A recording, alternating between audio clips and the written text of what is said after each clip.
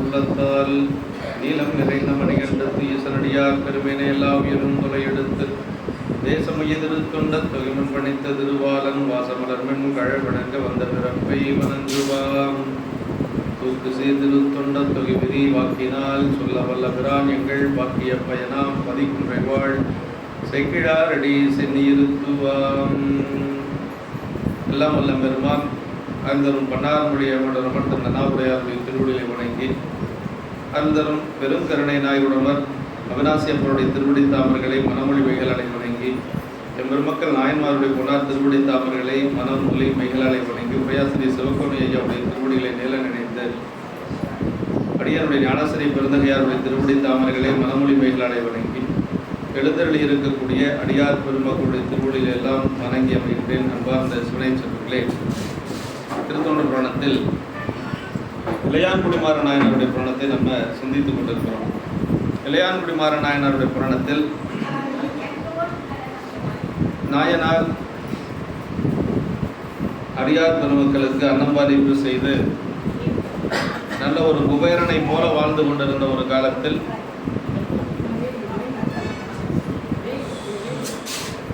செல்வம் இருக்கின்ற பொழுது மட்டும் அவர் இந்த பணியை செய்வார் என்று இல்லை, அது இல்லாத பொழுதும் அவரால் செய்ய முடியும் என்று சொல்லி பெருமான் எல்லோரும் அறியும்படியாக நாயனாருக்கு வறுமை வருவது போல ஒரு நிலையை பெருமான் கொடுக்கிறார். திருவருளாளன் மெய்யினால் அல்லல் நல்குறவான போதிலும் அப்படின்பார் சேக்கிழ பெருமான். செல்வம் மேவிய நாளில் இச்செயல் செய்வதென்றையும் மெய்யினால் அல்லல் நல்குறவான போதிலும் வல்லல் என்று அறிவிக்கவே. காசு பணம் இருக்கிற பொழுது யார் வேணாலும் தொண்டு செய்வாங்க இல்லைங்களா? ஆனால் அது இல்லாத பொழுதும் செய்கிறது அப்படிங்கிறது பக்குவம் இருந்தால் தான் செய்ய முடியும். நாயனார் அப்படி இல்லாத பொழுதும் என்னுடைய அடியார்கள் செய்வாங்க அப்படிங்கிறத காட்டணும்னு பெருமான் என்ன பண்ணார் அப்படின்னா, முதல்ல வறுமை வருவது போல காட்டணும். அப்படியே கொஞ்சம் கொஞ்சமாக அந்த செல்வம் எல்லாம் மறைந்து ஒரு வறுமை வருவது போல ஒரு நிலை, வறுமையான ஒரு நிலையில் பெருமான் இருக்கிறார். இப்போ சாமி எப்படி வரார்? ஒரு நள்ளிரவு நேரத்தில் உமையம்மை இல்லாமல், அதே மாதிரி விடையும் இல்லாமல் தனியாக வரார். பெற்ற மூர்வதும் இன்றிய பேதையாலும் இன்றிய நற்றவத்தை ஒரு வேடமே கொண்டு ஞானம் புரிந்திட நன்னினார். அது ஏன் அப்படி வந்தார் அப்படிங்கிறதெல்லாம் நம்ம விரிவாக பார்த்துருக்குறோம் இல்லைங்களா? நாயனாருடைய வறுமை நிலையை பார்ப்பதற்கு கருணையே வடிவமான அம்மா கூட வரலைன்னு சொல்லிட்டாங்க. அதே மாதிரி அறக்கடவுளாக இருக்கக்கூடிய விடையும் நாயனாருடைய வறுமை நிலையை பார்ப்பதற்கு வர விரும்பலை. அதனால சாமி தனியாக வந்தார் என்று சொல்லி உரையாசிரியர் சொல்றார். அருள் செய்ய வருகின்ற பொழுது அம்மா வருவாங்க. இந்த வறுமை நிலையை பார்க்கறதுக்கு அம்மா தன்னுடைய பிள்ளைகளுடைய நிலை இப்படி பார்க்கக்கூடாதுன்னு சொல்லி அம்மா வரலையா அப்படி சொல்வார். அப்படி வந்த காலம் எப்படின்னா, மாரி காலத்து இரவினில் வைகியோர் தாரிப்பின்றியே பசிதலை கொள்வது பாரித்து இல்லம் அடைந்தபின் பண்புற வேறித்தாரான் விருந்து கொண்டனர். நல்ல மழைக்கால இரவு. அடுத்த மாதம் ஆவணி மாதம் மக நட்சத்திரம் தான் நாயனார் குருபூசை, இளையான்குடிமாற நாயனார் குருபூசை. அப்படியே மழை பெஞ்சிட்டு இருக்குது. எப்பொழுதும் விடாமல் மழை, அடமழை காலம்னு சொல்கிறோம் இல்லையா? அது மாதிரி மழை பெய்து கொண்டே இருக்கிறது இரவு நேரம். அந்த ஊரில் எல்லாரும் தூங்கிட்டாங்க, யாரும் விழிச்சிருக்கல.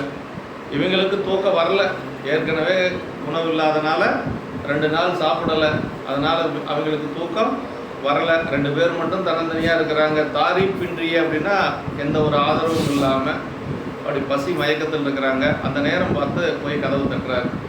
ஒரு சிவனடியார் மலையில் நனைந்து கொண்டு அப்படியே கதவை தட்டுறார். அவங்க கதவை திறந்து அவரை தலையெல்லாம் துவட்டுறதுக்கு துணியெல்லாம் கொடுத்து அப்படியே ஒரு ஆசனம் கொடுத்து அமர செய்கிறாங்க. ஈரமேனியை நோக்கி இடம் கொடுத்தார இன்னவது ஊட்டுதற்கு ஆசையாய் தாரமாதரை நோக்கி தபோதன தீரவே பசித்தார் செய்வது என். நாயனார் கேட்குறார், அம்மா கிட்ட கேட்குறார். வந்திருக்கிறவர் பெரிய தவத்திலே சிறந்த ஒரு பெரியவர் வந்திருக்கிறார், நல்ல சிவபூசு பண்ணக்கூடிய ஒரு அடியார், அவருக்கு எப்படி நாம் அன்னபாரிப்பு செய்கிறது அப்படின்னு சொல்லி நம்ம பசியோடு வந்திருக்கிறாரு என்று மனைவியிட்ட கேட்குறார். மீண்டும் சொல்கிறார், நமக்கு முன்பு இங்கு உணவில்லை ஆயினும், அது ரொம்ப முக்கியம், போன வாரம் அதை சிந்திச்சு இல்லைங்களா? நமக்கு முன்பு இங்கு உணவில்லை ஆயினும் இமக்கொழில் கொடை பாகத்து இணையவர் நமக்கு பின்னடிசில் தகவலை அமைக்குமாறு எங்கே நம்ம அணங்கேனார். நமக்கு இங்கே உணவு இல்லைங்கிறது அம்மாவுக்கும் தெரியும் இல்லையா? அவங்களுக்கு தெரியாத எதுவும் இருக்காது. ஆனால் அந்த பதில் வந்துடக்கூடாது. எப்படியாவது சாப்பாடு போடணும்னா நம்மளுக்கே இங்கே சாப்பாட்டுக்கு இல்லைங்க அப்படிங்கிற அந்த பதில் வந்துடக்கூடாதுங்கிறதுக்காக நான் என்ன பண்ணாரா நாயனார், நமக்கு இங்கே உணவு இல்லை எனக்கு தெரியும், ஆனால் வந்திருக்கிறவர் யார்? சிவபெருமானுடைய அடியார், சிவபெருமானுக்கு இனியவர், இமக்குழக்குடிப்பாதற்கு இனியவர். அவருக்கு இன்னடிசல் தகவல் அமைக்கணும், அது முறையாக செய்யணும். எப்படி செய்கிறது அப்படின்னு சொல்லி கேட்கிற பொழுது அம்மா என்ன சொல்கிறாங்கன்னா, எனக்கு வேறு ஒன்றும் வழி தெரியல, எங்கேயும் போய் ஏதாவது வாங்க முடியுமான்னா எங்கேயும் வாங்க முடியாது. தீது செய்வனையருக்கு என் செயல், நான் வந்து ஒரு தீவனை செய்திருக்கணும். இந்த மாதிரி ஒரு சூழலில் தீவனை செய்திருந்தால் தான் இந்த மாதிரி எல்லாம் வரும். இருந்தாலும் ஒரே ஒரு மாற்றம், பகலில் நீங்கள் விதைச்ச நெல் இப்போ மழை பெய்திருக்கிறதுனால அந்த நெல்லெல்லாம் மேலே அப்படி மிதந்துட்டு வந்திருக்கும்.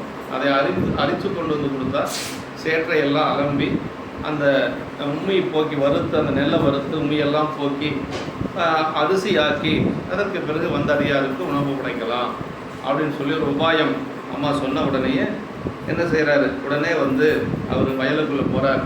அந்த இரவு நேரத்தில், அது எப்படிப்பட்ட இரவு அப்படின்னா மைக்குழம்பு போன்ற இரவு, அப்படி கருமையான இரவு. ஏன்னா மழை பெஞ்சிட்டு இருக்குது, எந்த நிலா வெளிச்சம் கிடையாது, விளக்குடியும் கிடையாது. அப்படி பல முறை அந்த காட்டுக்குள்ளே நடந்து பழக்கம் இருந்ததுனால அந்த வரப்பு வழியாக அப்படியே போகிறார். அப்படி கூடைய தலைமையில தூக்கி வச்சுட்டு மலையை நனைஞ்சிட்டு போகிறார். அதை எடுத்துகிட்டு வர்றதுக்காக போகிறார். இப்போ அது வந்து அப்படி அந்த அம்மா வந்து அப்படி சொன்னது வந்து பெற்ற செல்வம் என பெரிதும் மகிழ்ந்துனார். வேறு ஒன்றுமே வழி இல்லாத இருந்தவருக்கு ஒரு வழி சொல்லியிருக்கிறாங்க அம்மா. அது எப்படி அந்த சொன்னது எப்படி இருந்தது அப்படின்னா, என்னமோ தேடி வச்ச ஒரு பெரிய செல்வம் கையில் கிடைச்ச மாதிரி மகிழ்ச்சி அடைஞ்சாங்க. இன்னைக்கோ தேடி வச்ச ஒரு செல்வம் கையில் கிடைச்சா எப்படி மகிழ்ச்சி அடைவாங்க, அது மாதிரி மகிழ்ச்சி அடைஞ்சார் அப்படிங்கிறார். இதுவரைக்கும் சென்ற வகுப்பில் நம்ம பார்த்துருக்குறோம். இன்னைக்கு அந்த அந்த இருள் எப்படி இருந்தது அப்படிங்கிறத சொல்கிறார் பாருங்க. பெருகுவானம் விரங்க மலை பொடிந்து அருகு நாப்பன் அறிவரும் கங்குரால் கருகு மையிருளின் கருகு மையிருளின் கணன் கட்டு விட்டு உருகுகின்றது போன்றது உலகெல்லாம். அப்படியே ஒரு மைக்குழம்பு போன்ற அந்த இரவுங்க, அவ்வளவு கருமையான இரவுங்கிறார்.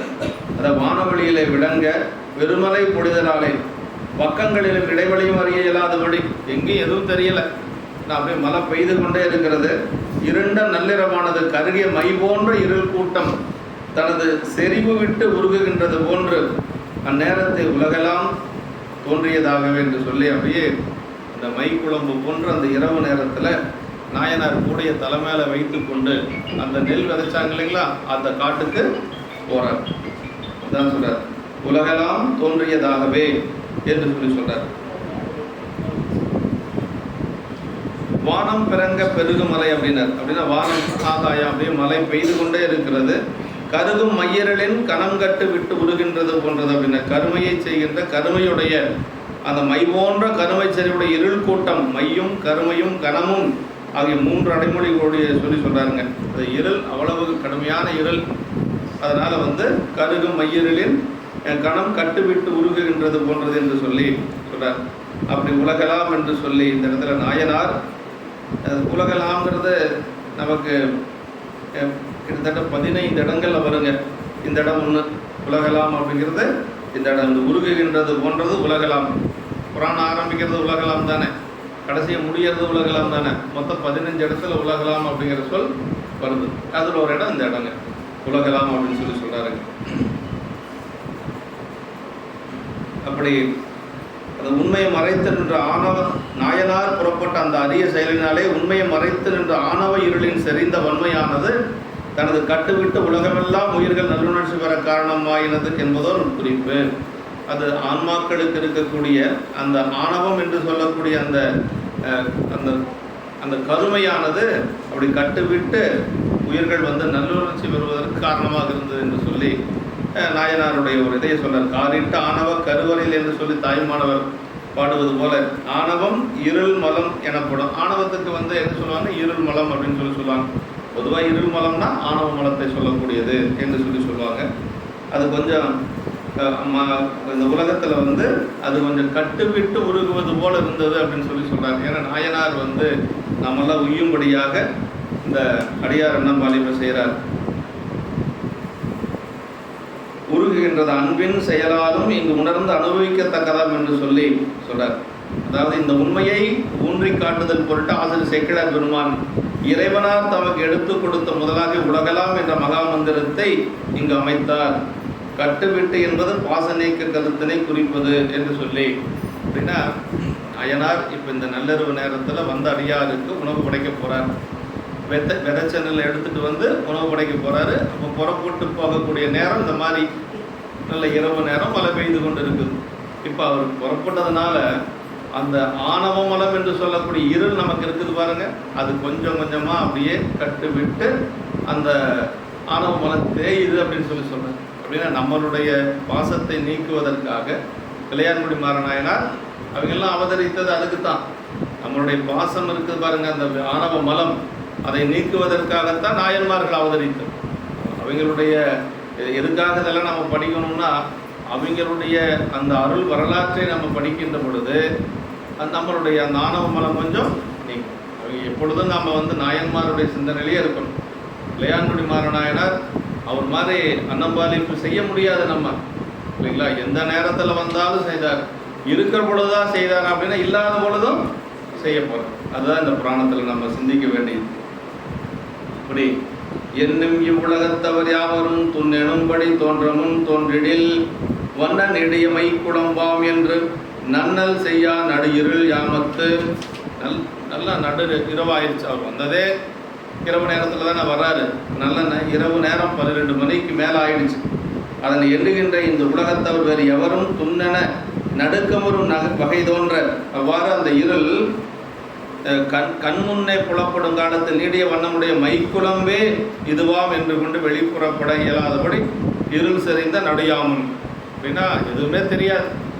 அந்த போய் பழக்கப்பட்டதுனால அப்படி போகிறதுக்கு அவர் துணிஞ்சு வர்றார் வெளியே. ஏன்னா போய் பழக்கமானதுனால.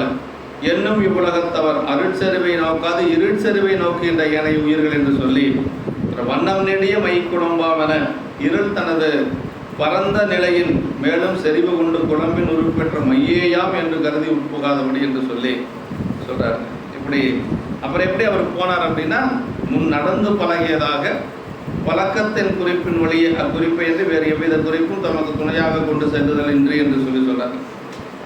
அப்படி நடந்து பழகிட்டே இருக்கிறதுனால ஒரு அந்த கால் பழக்கத்தில் அப்படி போறார்.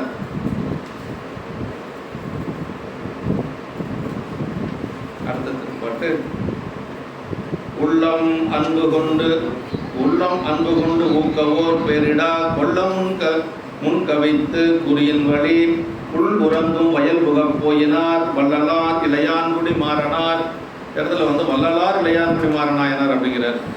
தமது உள்ளத்தை அன்பானது தன் வசப்படுத்தி கொண்டு ஊக்கத்தந்து செலுத்த தாம் வாரிக்குணரும் முளை நெல்லை கொள்ளத்தக்கது ஒரு பெரிய இறை கூடையை தலைமேல் கவித்து கொண்டு ஒரு கூடையை தலைமையில வச்சுட்டு போறார்.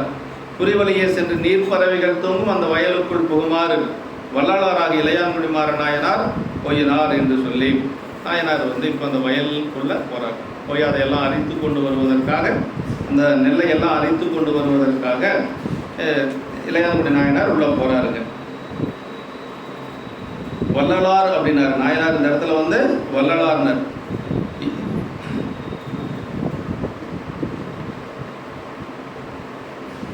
நாயனாரது வள்ளல் தன்மை இந்த அரிய செயலாலே முற்றும் விளக்கமாதல இங்கு இந்த வள்ளலார் வள்ளல் என்றதோடு அமையாது ஆறு விகுதியும் தந்து அருமை காண்க என்று சொல்லி. இந்த வள்ளலார்னா என்னன்னா, வரையறாது கொடுப்பவர்னு ஒரு பொருள். இன்னொன்று எதிர்பாராமல் கொடுப்பவர். அவங்களுக்கு பேர் தான் வள்ளலார். இப்போ நான் ஒன்று கொடுக்குறேன் செய்கிறேன் அப்படின்னா ஏதோ ஒரு எதிர்பார்ப்போடு செய்கிறதுன்னு ஒன்று இருக்குது இல்லைங்களா? அதாவது குறைஞ்சபட்சம் நமக்கு இந்த மாதிரியெல்லாம் செஞ்ச ஒரு புண்ணியம் கிடைக்கும் அப்படின்னு ஒரு எதிர்பார்ப்பாது. ஆனால் பெரியவங்க அப்படி அல்ல. நாயன்மார்கள் எப்படின்னா அதையும் எதிர்பார்க்காம செஞ்சாங்க. அதாவது என்ன சொல்லுவாங்க அப்படின்னா, கூடும் அன்பினில் கும்பிடலே என்று வீடும் வேண்டா விரலில் விளக்கினார். ஏன்னா கூடும் அன்பினில் கும்பிடலே, அன்பால கும்பிட்றதை தவிர எங்களுக்கு வீடு வேறு கூட வேண்டாம்னு நினைக்கக்கூடிய அடியார்கள் இருக்கிறாங்க. திருக்கூட்ட சிறப்பு சொல்றாங்க. ஆரம் கண்டிகை ஆடையும் கந்தையே பாரம் ஈசன் பணியல் அது ஒன்றிலார் ஈர அன்பினர் யாதும் குறைவிலார் வீர. அது இன்னொரு பாட்டில் சொல்வார். கெடும் ஆக்கமும் கெட்ட திருவினார் ஓடும் செம்பொன்னும் ஒக்கவே நோக்குவார் கூடும் அன்பினில் கும்பிடலே அன்றி. வீடும் வேண்டாம் விரலின் விளங்கினார். வீடு பேர் கூட கேட்க மாட்டாங்க. அடியாரை பார்த்தா வணங்கணும், சாமியை பார்த்தா வணங்கணும். இந்த கும்பிடல் அப்படிங்கிறத தவிர எதுவும் எதிர்பார்க்க அந்த மாதிரி அடியார்கள் இருக்கிறாங்க. அதான் வள்ளலார் அப்படின்னு என்னென்னா, கண்ணப்ப நாயனாரை வள்ளலார்னு சொல்லுவார். ஒரு இடத்துல.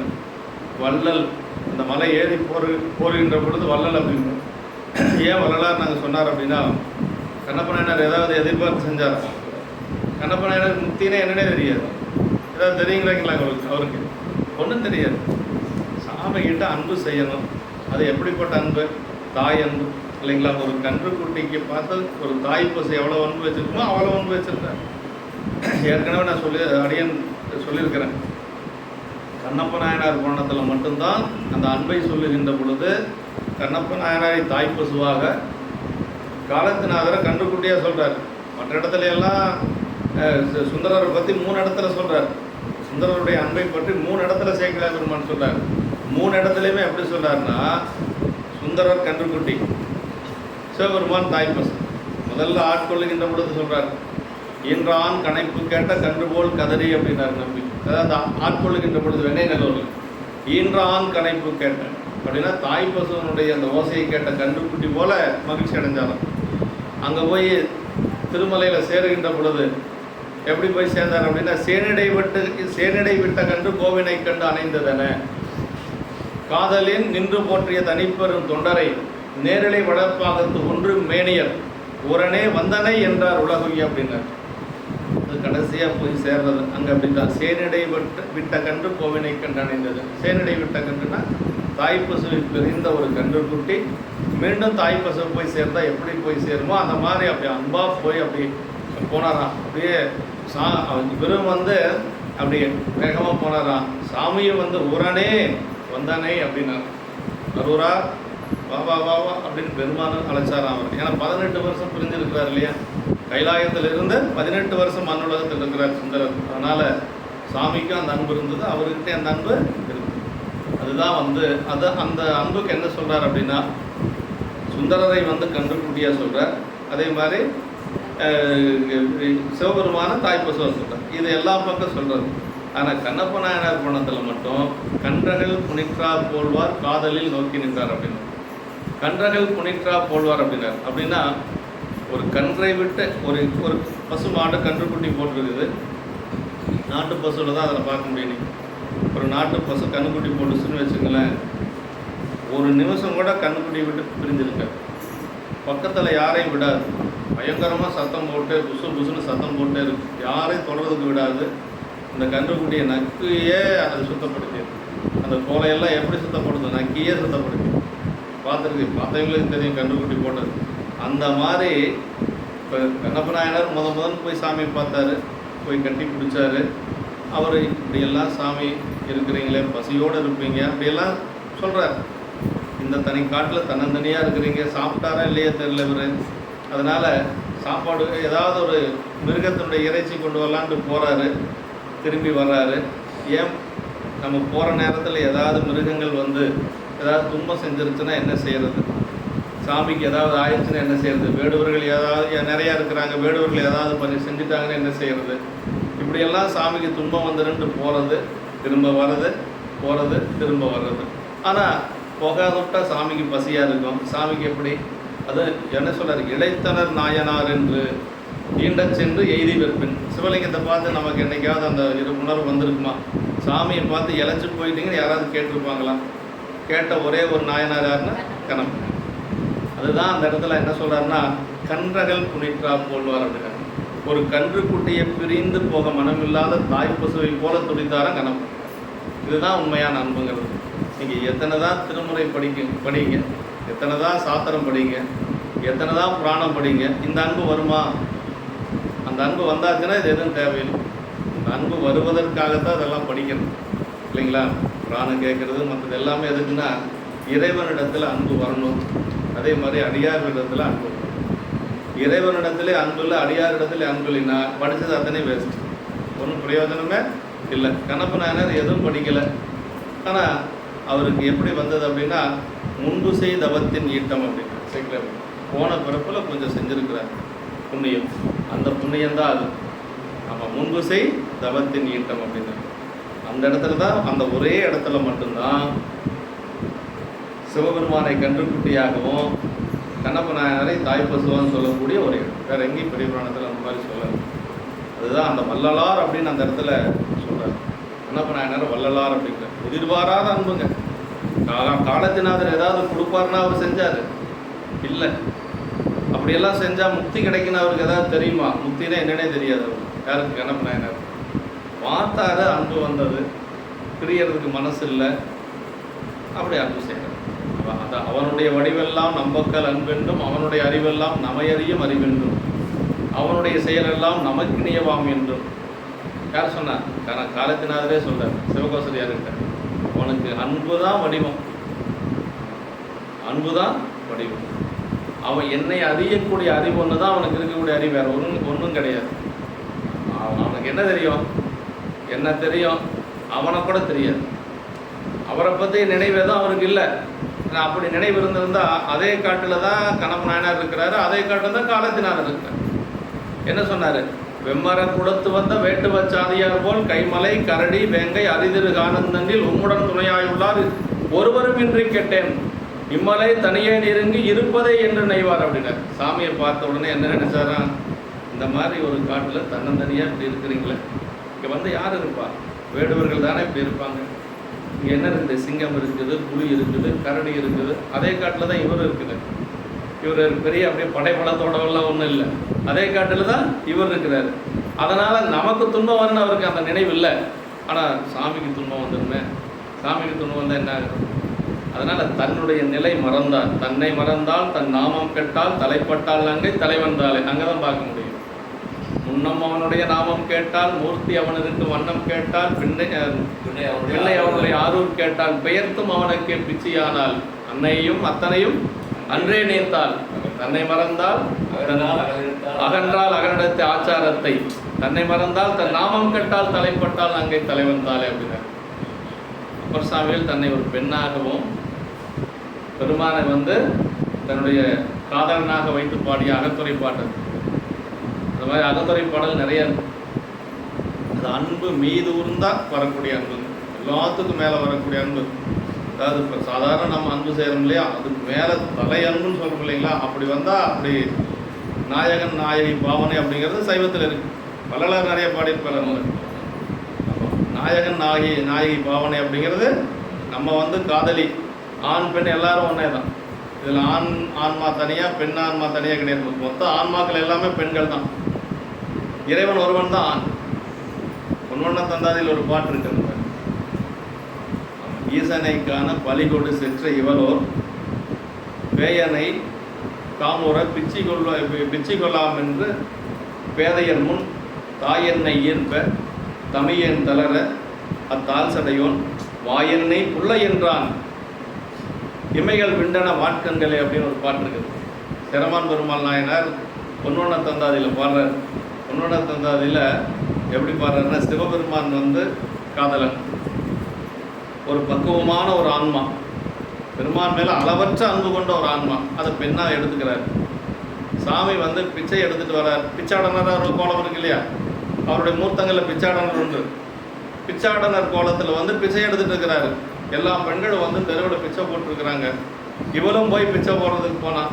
இப்போ போனது பிச்சை போடுறதுக்கு இல்லை, சாமியை பார்க்கறதுக்காக போனான். ஏன்னா பெருமான் மேலே அளவற்ற அன்பு கொண்டவள். அப்படி பிச்சை போடுற மாதிரி போய் சாமிகிட்ட பேசிகிட்டு இருந்தாலாம். இவளுக்கு அன்பு அதிகமாக, காதல் அதிகமாகிடுச்சு. அங்கேருந்து வர்றதுக்கு இவருக்கு மனசு இல்லை. அந்த வளர்ப்பு தாய் ஒருத்தி இருக்கிறா, செவிலி தாய் அப்படின்னு சொல்லுவாங்க. அவள் தான் அந்த குழந்தைய வளர்த்தவள். அவள் கையை பிடிச்சிருந்து வாடி உள்ள அப்படின்ட்டு இழுத்துட்டு வந்தாலும் அவர் சொல்கிறார், தாய் என்னை ஈர்ப்ப. அவன் அந்த தாய் வந்து உள்ள வாடி அப்படின்னா குழந்தை மிரட்டி கூட்டிகிட்டு வருவாங்களே பெண்களை, தாய் என்னை ஈர்ப்ப தமியன் தளர அப்படின்னு. அப்படின்னா அது பார்த்துட்டு இருக்கலான்னு இருந்தோம், அதுக்குள்ளே நம்மளை அழைச்சிட்டு இழுத்துட்டு போகிறாங்களேன்னு அந்த பெண் வருத்தப்பட்டாலாம். அப்போ வந்து சாமி என்ன செஞ்சாராம், தால் சடையோன் வாயென்னை புள்ளை என்றான் அப்படின்னு. அவங்க கிடக்குறாங்க, நீ வா என்னோட வந்து சேர்ந்துக்கும். எல்லாரும் தெரிஞ்சிற மாதிரி நீ என்னை காதலிச்ச, நானும் உன்னை விரும்பினேன், என்னோட சேர்றதுக்கு உனக்கு என்ன தடை? வாயென்னை புள்ளை என்றான். அப்படி சாமி சொன்ன உடனேயே கண்ணிலிருந்து அப்படியே தண்ணி வந்துருச்சு அவளுக்கு. வாயென்னை புள்ளை என்றான் இமைகள் விண்டன வாட்கண்களே. அப்படியே வால் போன்ற கண்ணா. அப்படி பெண்களுடைய கண்ணை சொல்லுகின்ற பொழுது கயல்னு சொல்லுவாங்க, வால்னு சொல்லுவாங்க, வில்னு சொல்லுவாங்க, இப்படியெல்லாம் சொல்லுவாங்க. அந்த வால் போன்ற கண்கள்லேருந்து அப்படியே கண்ணீர் வந்து பெருகியது அப்படின்னு சொல்லி சேரமான் பெருமான் நாயனார் அந்த அன்பினுடைய உச்சத்தை காதலன் காதலியாக வச்சு பாடினார். பொன்வண்ண தந்தாதின்னு ஒரு 11ஆம் திருமுறையில் இருக்கக்கூடிய ஒரு அப்படியெல்லாம் பெருமான் மேலே அன்பு கொண்டவர்கள் பெரியவர் இருக்கிறாங்க. இந்த இடத்துல வள்ளலார் அப்படிங்கிறது, வள்ளல் அப்படிங்கிறது மேலே வள்ளலார் ஆர் போட்டு சொன்னால் அது பெரியதுங்க. அப்போ வந்து வழி எதுவும் தெரியல, ரொம்ப இரவு வந்து ரொம்ப கடுமையான இரவு. எப்படி போனார் அப்படிங்கிறது சொல்கிறார் பாருங்க. அப்படி காலிலேயே தடவி தடவி போனாராம். எனக்கு எதுவும் தெரியாது இல்லையா, பல நாள் போய் பழக்கப்பட்ட அந்த வரப்பு, அதனால் காலினால் தடவி சென்றுகிறார். காலினால் தடவி சென்று கைகளால் சாலி வெண்முலை நீர்வழி சார்ந்தன கோழி வாரியிடா நிறைய கொண்டு மேலெடுத்து சுமந்து உள்ளே மீண்டனர். கால்களினாலே வழியை தடவி அறிந்து போய் வயலின் உள்ளே மழைநீரின் வழியை மிதந்து ஒரு வழி சார்ந்த நெல் வெண்முளைகளை கைகளினாலே சேர்த்து வாரி எடுத்து, அப்படியே மழை பெஞ்சதுனால பகலில் விதைச்ச அந்த நெல் அப்படி தண்ணியில் மிதந்துட்டு இருக்குதான். அப்படியே அதையெல்லாம் கையில் அப்படி வாரி அந்த கூடையில் கொண்டு போன நல்ல கூட அந்த கூடையில் அப்படி எல்லாம் போடுறாரு. அப்படி போட்டு அப்படியே சுமந்து கொண்டு தலையிலே சுமந்து கொண்டு வேகமாக வீட்டுக்கு வர்றார். ஏன்னா அவர் வேற பசியோடு படுத்திருக்கிறாரு, அதனால் வேகமாக வர்றார். சாலிவன் முளை நீர்வழி சார்ந்தன என்று சொல்லி குறியின் வழி வயல் புக போயின வேகத்தை விட திரும்பும் போது அடியார் பசித்திருப்ப, அதாவது முதல்ல போகிற பொழுது கொஞ்சம் வேகம் குறைவாக போனாராம். அதான் என் நெல்லெல்லாம் எடுத்துகிட்டு வர்ற பொழுது வேகமாக வந்தாராம். ஏன்னா அடியார் பசியோடு இருக்கிறார், அடியார் பசியோடு இப்படி விடலாமா என்று சொல்லி வேகமாக வந்தாராம். சொல்றார், சிறிதும் தாமதமின்றி மிக விரைவனின் மீண்டார் என்றார் ஒல்லை என்றார். அடியார் பசி ஆற்றுவதில் நாயனார் வைத்த உரைப்பும் அதன் பொருட்டு அவர் மனைவியாரும் செய்த அருண் செயல்களும் மிக விரைந்து சென்றன என்பது குறிக்க இந்த 10 பாட்டை மட்டும் பாருங்க. சேக்கலை பெருமான் சின்ன சின்ன பாட்டாக இருக்கு. அதாவது அவ்வளோ வேகமாக அந்த அடியார் பசியோடு இருக்கிறாராம், அவருக்கு சீக்கிரமாக சோறு போடணும். அதனால் இந்த பாட்டு 10 பாட்டுமே பார்த்தீங்கன்னா 4 சொல்லோடு இருக்கு. ரொம்ப சின்ன சின்ன பாட்டாக இருக்கு. அதான் பெரிய புராணத்தில் இந்த மாதிரி இடங்களெல்லாம் இருக்கு. கடிவிருத்தத்தால் அமைப்பெற்றிருக்கு. ஞானம் உய்ந்திட நன்னீரார் அப்படின்றார். உலகம் சுமந்து கொள்ளை மீண்டனர் அப்படின்னு சொல்றார். பத்துடைய ஈரியசன் பல அடியின் பாங்குடையர் என்று திருவம்பாவை சொல்வது போல அன்பரது 10 இலக்கணங்களுக்கும் குறியீடாவணம் போலும் என்று சொல்லி இந்த 10 பாட்டு அடியார் வந்து ஒரு உணவு படைக்கின்ற வரைக்கும், வயலில் போய் அரைத்து கொண்டு வருகின்ற வரைக்கும் 10 பாடல்கள். அதான் பெரிய சிறப்பு. இப்போ சரி, அவர் தான் அங்கே போயிட்டாரு, எல்லாம் அந்த நெல்லை எடுத்து கொண்டு வருவதற்காக போயிருக்கிறாரு. போயிட்டு வருகின்ற வரைக்கும் அம்மா என்ன செஞ்சுட்டு இருந்தாங்க, அது ஒன்று இருக்கு இல்லைங்களா. அம்மா என்ன செஞ்சுட்டு இருந்தாங்க, வந்த அடியார் இப்போ படுத்திருக்கிறாரு, அவர் ஓய்வில் இருக்கிறார். ஏன்னா அமுது படைக்கிறவர், அமுது தயாராகிற வரைக்கும் ஓய்வில் இருக்கிறார் அவர். இப்போ அம்மா அந்த வீட்டில் இருக்கிறாங்க, நாயனாருடைய மனைவி. அவங்க என்ன பண்ணாங்கன்னா, வீட்டில் உட்காந்துட்டு இருக்கல, வந்து வாசப்படியிலே நின்றுருந்தாங்க. எப்படா அந்த நெல் வரும், அந்த நெல்லை எல்லாம் சுத்தமாக கழுவி அந்த உம்மி எல்லாம் போக்கி வந்த அடியாருக்கு உணவு கிடைக்கணுமேன்ட்டு அவங்க வாசப்படியில் நின்னாலும் ஆகிற நேரம் தான் ஆகும், உள்ளுக்குள்ள உட்கார்ந்து இருந்தாலும் ஆகிற நேரம் தான் ஆகும். ஆனால் ஒரு விரைவு பாருங்க அடியாருக்கு, அதுதான் அந்த அன்பு அப்படிங்கிறது. வேற ஒன்று, இந்த வந்த அடியாருக்கு அமுது செய்யணும் அப்படிங்கிற அன்பனுடைய வேகம். நம்ம வீட்டுக்குள்ள உட்கார முடியல அவங்கனால, அந்த வாசப்படியிலே நின்று இருந்தாங்க. அதான் இந்த பாட்டில் சொல்றாருங்க. வந்தா பின் மனைவியாரும் வாய்தலில் நின்று வாங்கி சிந்தையில் விரும்பி நீரில் சேற்றினை அலம்பியூற்றி வெந்தலல் அடுப்பின் மாட்ட விறகில்லை என்ன மேலோர் அந்தாமில் மனையில் நீடும் அலக்கிணை அறுத்து வீழ்ந்தார். ஏன்னா இப்போ நெல் வந்து அப்போதுமா வீட்டில் விறகு கிடையாது, எந்த ஒரு பொருளும் கிடையாது. இப்போ வாசப்படியிலே நின்றுருக்கிறாங்க. நாயனார் மீண்டும் மனைக்கு வந்தபின் மனைவியார் மனை வாய்தலில் நின்று அவர் கொணர்ந்த நெல்முளை நிறைந்த இறை கூடையை வாங்கி கொண்டு அம்மா வந்து வேகமாக அந்த கூடையை வாங்கிக்கிறாங்க. அந்த கூடையில் அப்படியே அந்த சேற்றோட கலந்த நெல் இருக்குது. அப்படி வாங்கிட்டு மனத்திலே மிக்க விருப்பமுடையராய் நெல் முளையில் படிந்திருந்த சேற்றை நீரினாலே கழுவி அந்த முதல்ல அந்த நெல்லையெல்லாம் கழுவுறாங்க. சேரெல்லாம் போயிடுது. சேரெல்லாம் போனதுக்கு பிறகு அம்மா வந்து நாயனார்கிட்ட சொல்கிறாரு, நெல்லை பக்குவப்படுத்துவதற்கு விறகு இல்லைங்க சாமி. விறகு இருந்தால் தானே அடுப்பெரிக்க முடியும். அதான் சொல்றாரு பாரு, வெந்தாளல் அடுப்பில் மாட்ட விறகில்லை என்று சொன்னாங்க. விறகில்லைன்னு சொன்ன உடனே அந்தமில் மனையில் நீடும் அலக்கினை அறுத்து வீழ்த்தார் அப்படின்னா. தாழ்வாரம், அலக்குன்னா தாழ்வாரம். அந்த காலத்துலேயே இந்த தார்ஸ் கட்டடமெல்லாம் கிடையாது. அப்போல்லாம் வந்து குடிசையாக இருக்குது, இல்லைன்னா ஓடு போட்டது இந்த மாதிரி தான் இருக்குது இல்லைங்களா. அந்த அலக்கு அப்படிங்கிறது தாழ்வாரம். தாழ்வாரம் என்ன வீடு தாங்க இல்லைங்களா. அவர் யோசிக்கவே இல்லை, விறகில்லைன்னு சொன்ன உடனே தாழ்வாரத்தில் இருக்கக்கூடிய அந்த ஒரு மரத்தை அறுத்து கொடுத்தார். அந்த மில் மனையில் நீடும் அலக்கினை மேலோர் அப்படிங்கிறார். மேலோர்னா ரொம்ப உயர்ந்த நிலையில் இருக்கக்கூடியவங்களை தான் மேலோர் அப்படின்னு சொல்லி சொல்வார். அப்படி மேலோர் அந்த மில் மனையில் நீடும் அலக்கினை அறுத்து வீழ்த்தார் அப்படின்னு சொல்லி அப்படியே அதை அறுத்து கொடுக்குறார். விளக்க உரையில் சொல்றார் பாருங்க. அதாவது வாய்தலின் நின்று வாங்கி அப்படின்னார். நாயனார் முளைவாரி கொணர்ந்த பின் தம்மால் சிறிதும் காலதாமதம் நிகழாத ஆகாது என்ற நெல்லை எதிர்பார்த்த வண்ணம் அவர் போய் திரும்பும் வரை மனைவியார் மனை வாயில் புறத்து காத்து நின்றிருந்தனர். அவர் எப்போ புறப்பட்டு போனாரோ அப்போவே அம்மா வந்து முன்ன நின்ட்டாங்க. அவர் திரும்பி வருகின்ற வரைக்கும் அங்கேயே நின்று அப்படி வேகமாக வந்து சிந்தையில் விரும்பி அடியவரை அமுது செய்வித்தலில் மனத்தில் மிக்கெழுந்த விருப்பத்துடன், அதாவது சிந்தையில் விரும்பி வந்த அடியாருக்கு உணவு படைக்கணும் அப்படிங்கிற ஒரு விருப்பத்தில் அம்மாவி இருக்கிறாங்க. அமுது படைக்கும் சாதனமாகிய நெல் தமது கையில் புக்கு நின்றமையால் இனி செய்ய வேண்டுமென தமது செய்கையை ஆதலின் அதை மிக விரும்பி செய்தனர் என்பது குறிப்பு. அதெல்லாம் அதுக்கு மூலதனம் என்னதான், வந்தவங்களுக்கு சாப்பாடு போடுறதுக்கு முதல்ல நெல் வேணும் இல்லைங்களா, அரிசி வேணும். அதான் நெல் வந்துருச்சு.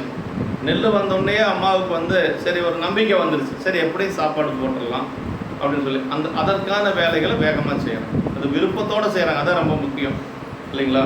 நம்ம என்னதான் ஒரு தொண்டு செஞ்சாலும் கூட விரும்பி செய்யணும், அது ஒன்று இருக்குது. அப்படி விருப்பத்தோடு செய்கிறாங்களாம். சிந்தையில் விரும்பி அப்படின்னாரு. நீரில் சேற்றினை அலம்பி, சேற்றினை நீரில் அலம்பி அந்த சேத்தை எல்லாம் தண்ணியில் அலம்பி நெல்முடைகள் சேற்றிலிருந்து வாரி கொணர பெற்றபடியால் அவற்றில் படிந்திருந்த சேற்றை என்று சொல்கிறார். அலம்பினா கழுவி அப்படின்னு சொல்லி சொல்கிறார். அடுப்பில் தளல் மாட்ட என்று சொல்லி முளைவாரி கொணர்ந்த போது வள்ளலார் என்ற ஆசிரியர் இங்கே குடியிருக்கும் வீட்டுக்கூரை அறுத்து வீழ்த்திய போது மேலோர் அப்படின்னு சொல்லி ஏற்கனவே வள்ளலார் சொன்னார் இல்லையா. இப்போ அந்த கூரையை அறுக்கின்ற பொழுது மேலோர் அப்படின்னார். அப்படின்னா நாளைக்கு குடியிருக்கிறதுக்கு வீடு வேணுங்கிறத எண்ணமெல்லாம் அவர் மனசில் இப்போ இல்லை. வந்த அடியாருக்கு சோறு போடணும், அதுதான் இப்போ மனசில் இருக்கு. அந்த அடியாருக்கு அன்னம்பாலிப்பு செய்யணுங்கிறது தான் மேலோங்கி இருக்குதே வழிய அடுத்த போகத்துக்கு சாப்பாட்டுக்கு இல்லைங்கிறத நினைக்கல. அடுத்த போகத்துக்கு சாப்பாட்டுக்கு தானே கொண்டு போய் விதைச்சது. அந்த விதைச்சதை எடுத்துட்டு வந்தாச்சு இப்போ. அதனால் அடுத்த போகத்துக்கு சாப்பாட்டுக்கு வேணுங்கிறது தான் அவர் மனசில் இல்லை. குடியிருக்கிறதுக்கு நாளைக்கு வீடு வேணுமே அப்படிங்கிறது மனசில் இல்லை. வந்த அடியாருக்கு சாப்பாடு போடணும் அப்படிங்கிறது மட்டும்தான் இருக்குது. அதான் மேலோர் அப்படின்னு சொல்லி சொல்கிறார். அந்தமிழ் மனைக்கு கூரையே இன்றியமையாதது அங்கமாம். கூரையே வீட்டுக்கு வீடாந்தன்மை அளிப்பது, அதுவே வெயில் பனி மழை முதலிய துன்பங்கள் என்று விடுதி தருவது என்று சொல்லி இங்கு கூரையை அறுத்து வீழ்த்திய போது அந்த மனையினது உலக நிலையில் வீடாந்தன்மைக்கும் அந்தம் இறுதி நேர்ந்தது என்று சொல்லி சொல்கிறாங்க. அதாவது அந்தமில்லாத என்றென்றும் அழியா புகழ்பெற்ற என்றும் அந்த வீட்டுக்கு இன்றைக்கும் இளையான்குடி போனால் பார்க்கலாம். நாயனார் வாழ்ந்த வீடு இருக்கு. பரமக்குடிக்கு பக்கத்தில் இருக்கக்கூடிய ஒரு ஊர் இளையான்குடி, ராமநாதபுரம் மாவட்டத்தில் இருக்குது. அவர் நாயனார் வாழ்ந்த வீடு, அவர் அந்த வயல்வெளி எல்லாமே இருக்குது. அடியன் எல்லாம் அங்கே போயிருக்கிறேன். இங்கே கூரையை அறுத்து வீழ்த்திய அந்த மனையினது உலக நிலையில் வீடாந்தன்மைக்கு அந்தம் இறுதி நேர்ந்தது என்று சொல்லி சொல்கிறார். அதாவது அந்தம் இல்லாத என்றென்றும் அழியா புகழ்பெற்ற என்று சொல்லி, அதாவது அந்த வீட்டுக்கு வந்து அழியாத ஒரு புகழ் என்று சொல்லி சொல்கிறார். அப்படி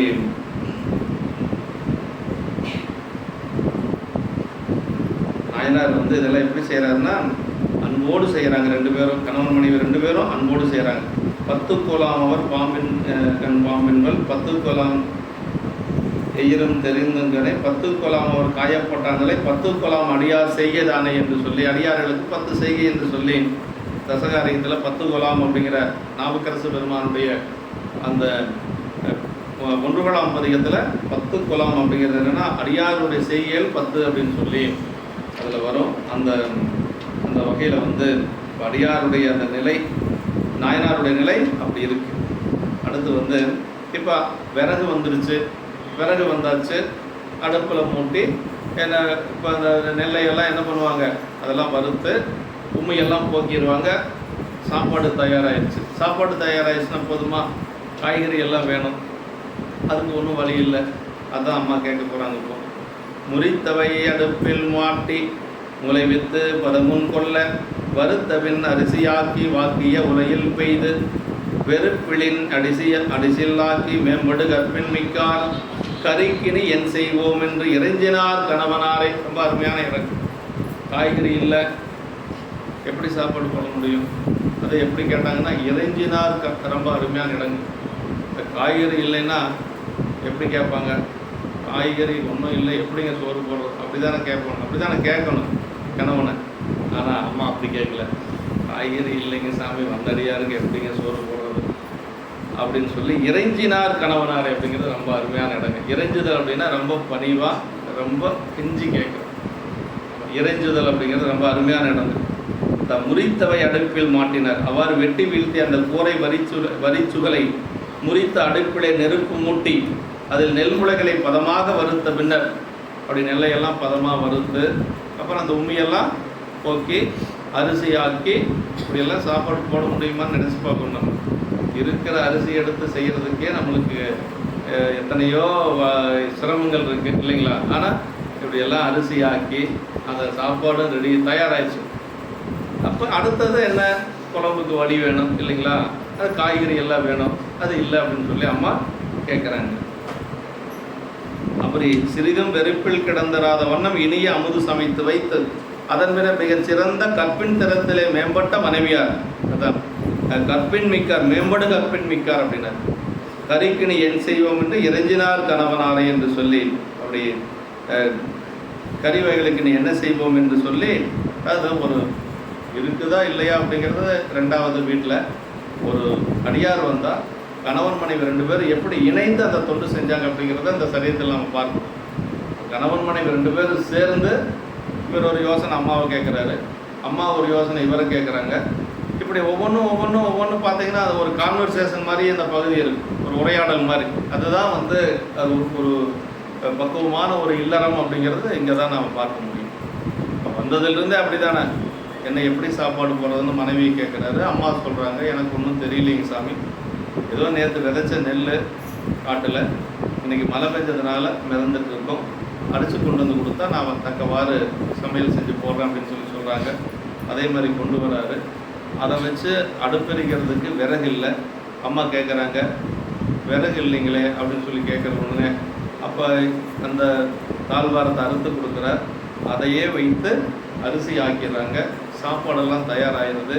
மீண்டும் அம்மா கேட்குறாங்க, காய்கறி இல்லை என்ன செய்கிறது அப்படின்னு சொல்லி கேட்குறாங்க. அதுக்கும் ஒரு வழியாக ஐயா செய்வார், சாமி செய்வார். இவற்றை அன்பர் பசி நோக்கி மனைவியாரும் நாயனாரும் தத்தமக்கு ஏற்றவாறு பகிர்ந்து விரைந்து முடித்த வண்ணம் ஆசிரியரும் பாட்டில் ஒவ்வொரு சொற்களால் விரைந்து செலுத்தி கூறிய அருளிய அழகும் நயமும் காண்க என்று சொல்லி சொன்னார். கறி அமுதுடன் கூட சேர்த்துண்ணும் பதார்த்த வகை உண்டினாலு விதத்திலாறு சுவை. இப்படி எப்படி ஒரு சாப்பாடு போடுவார்?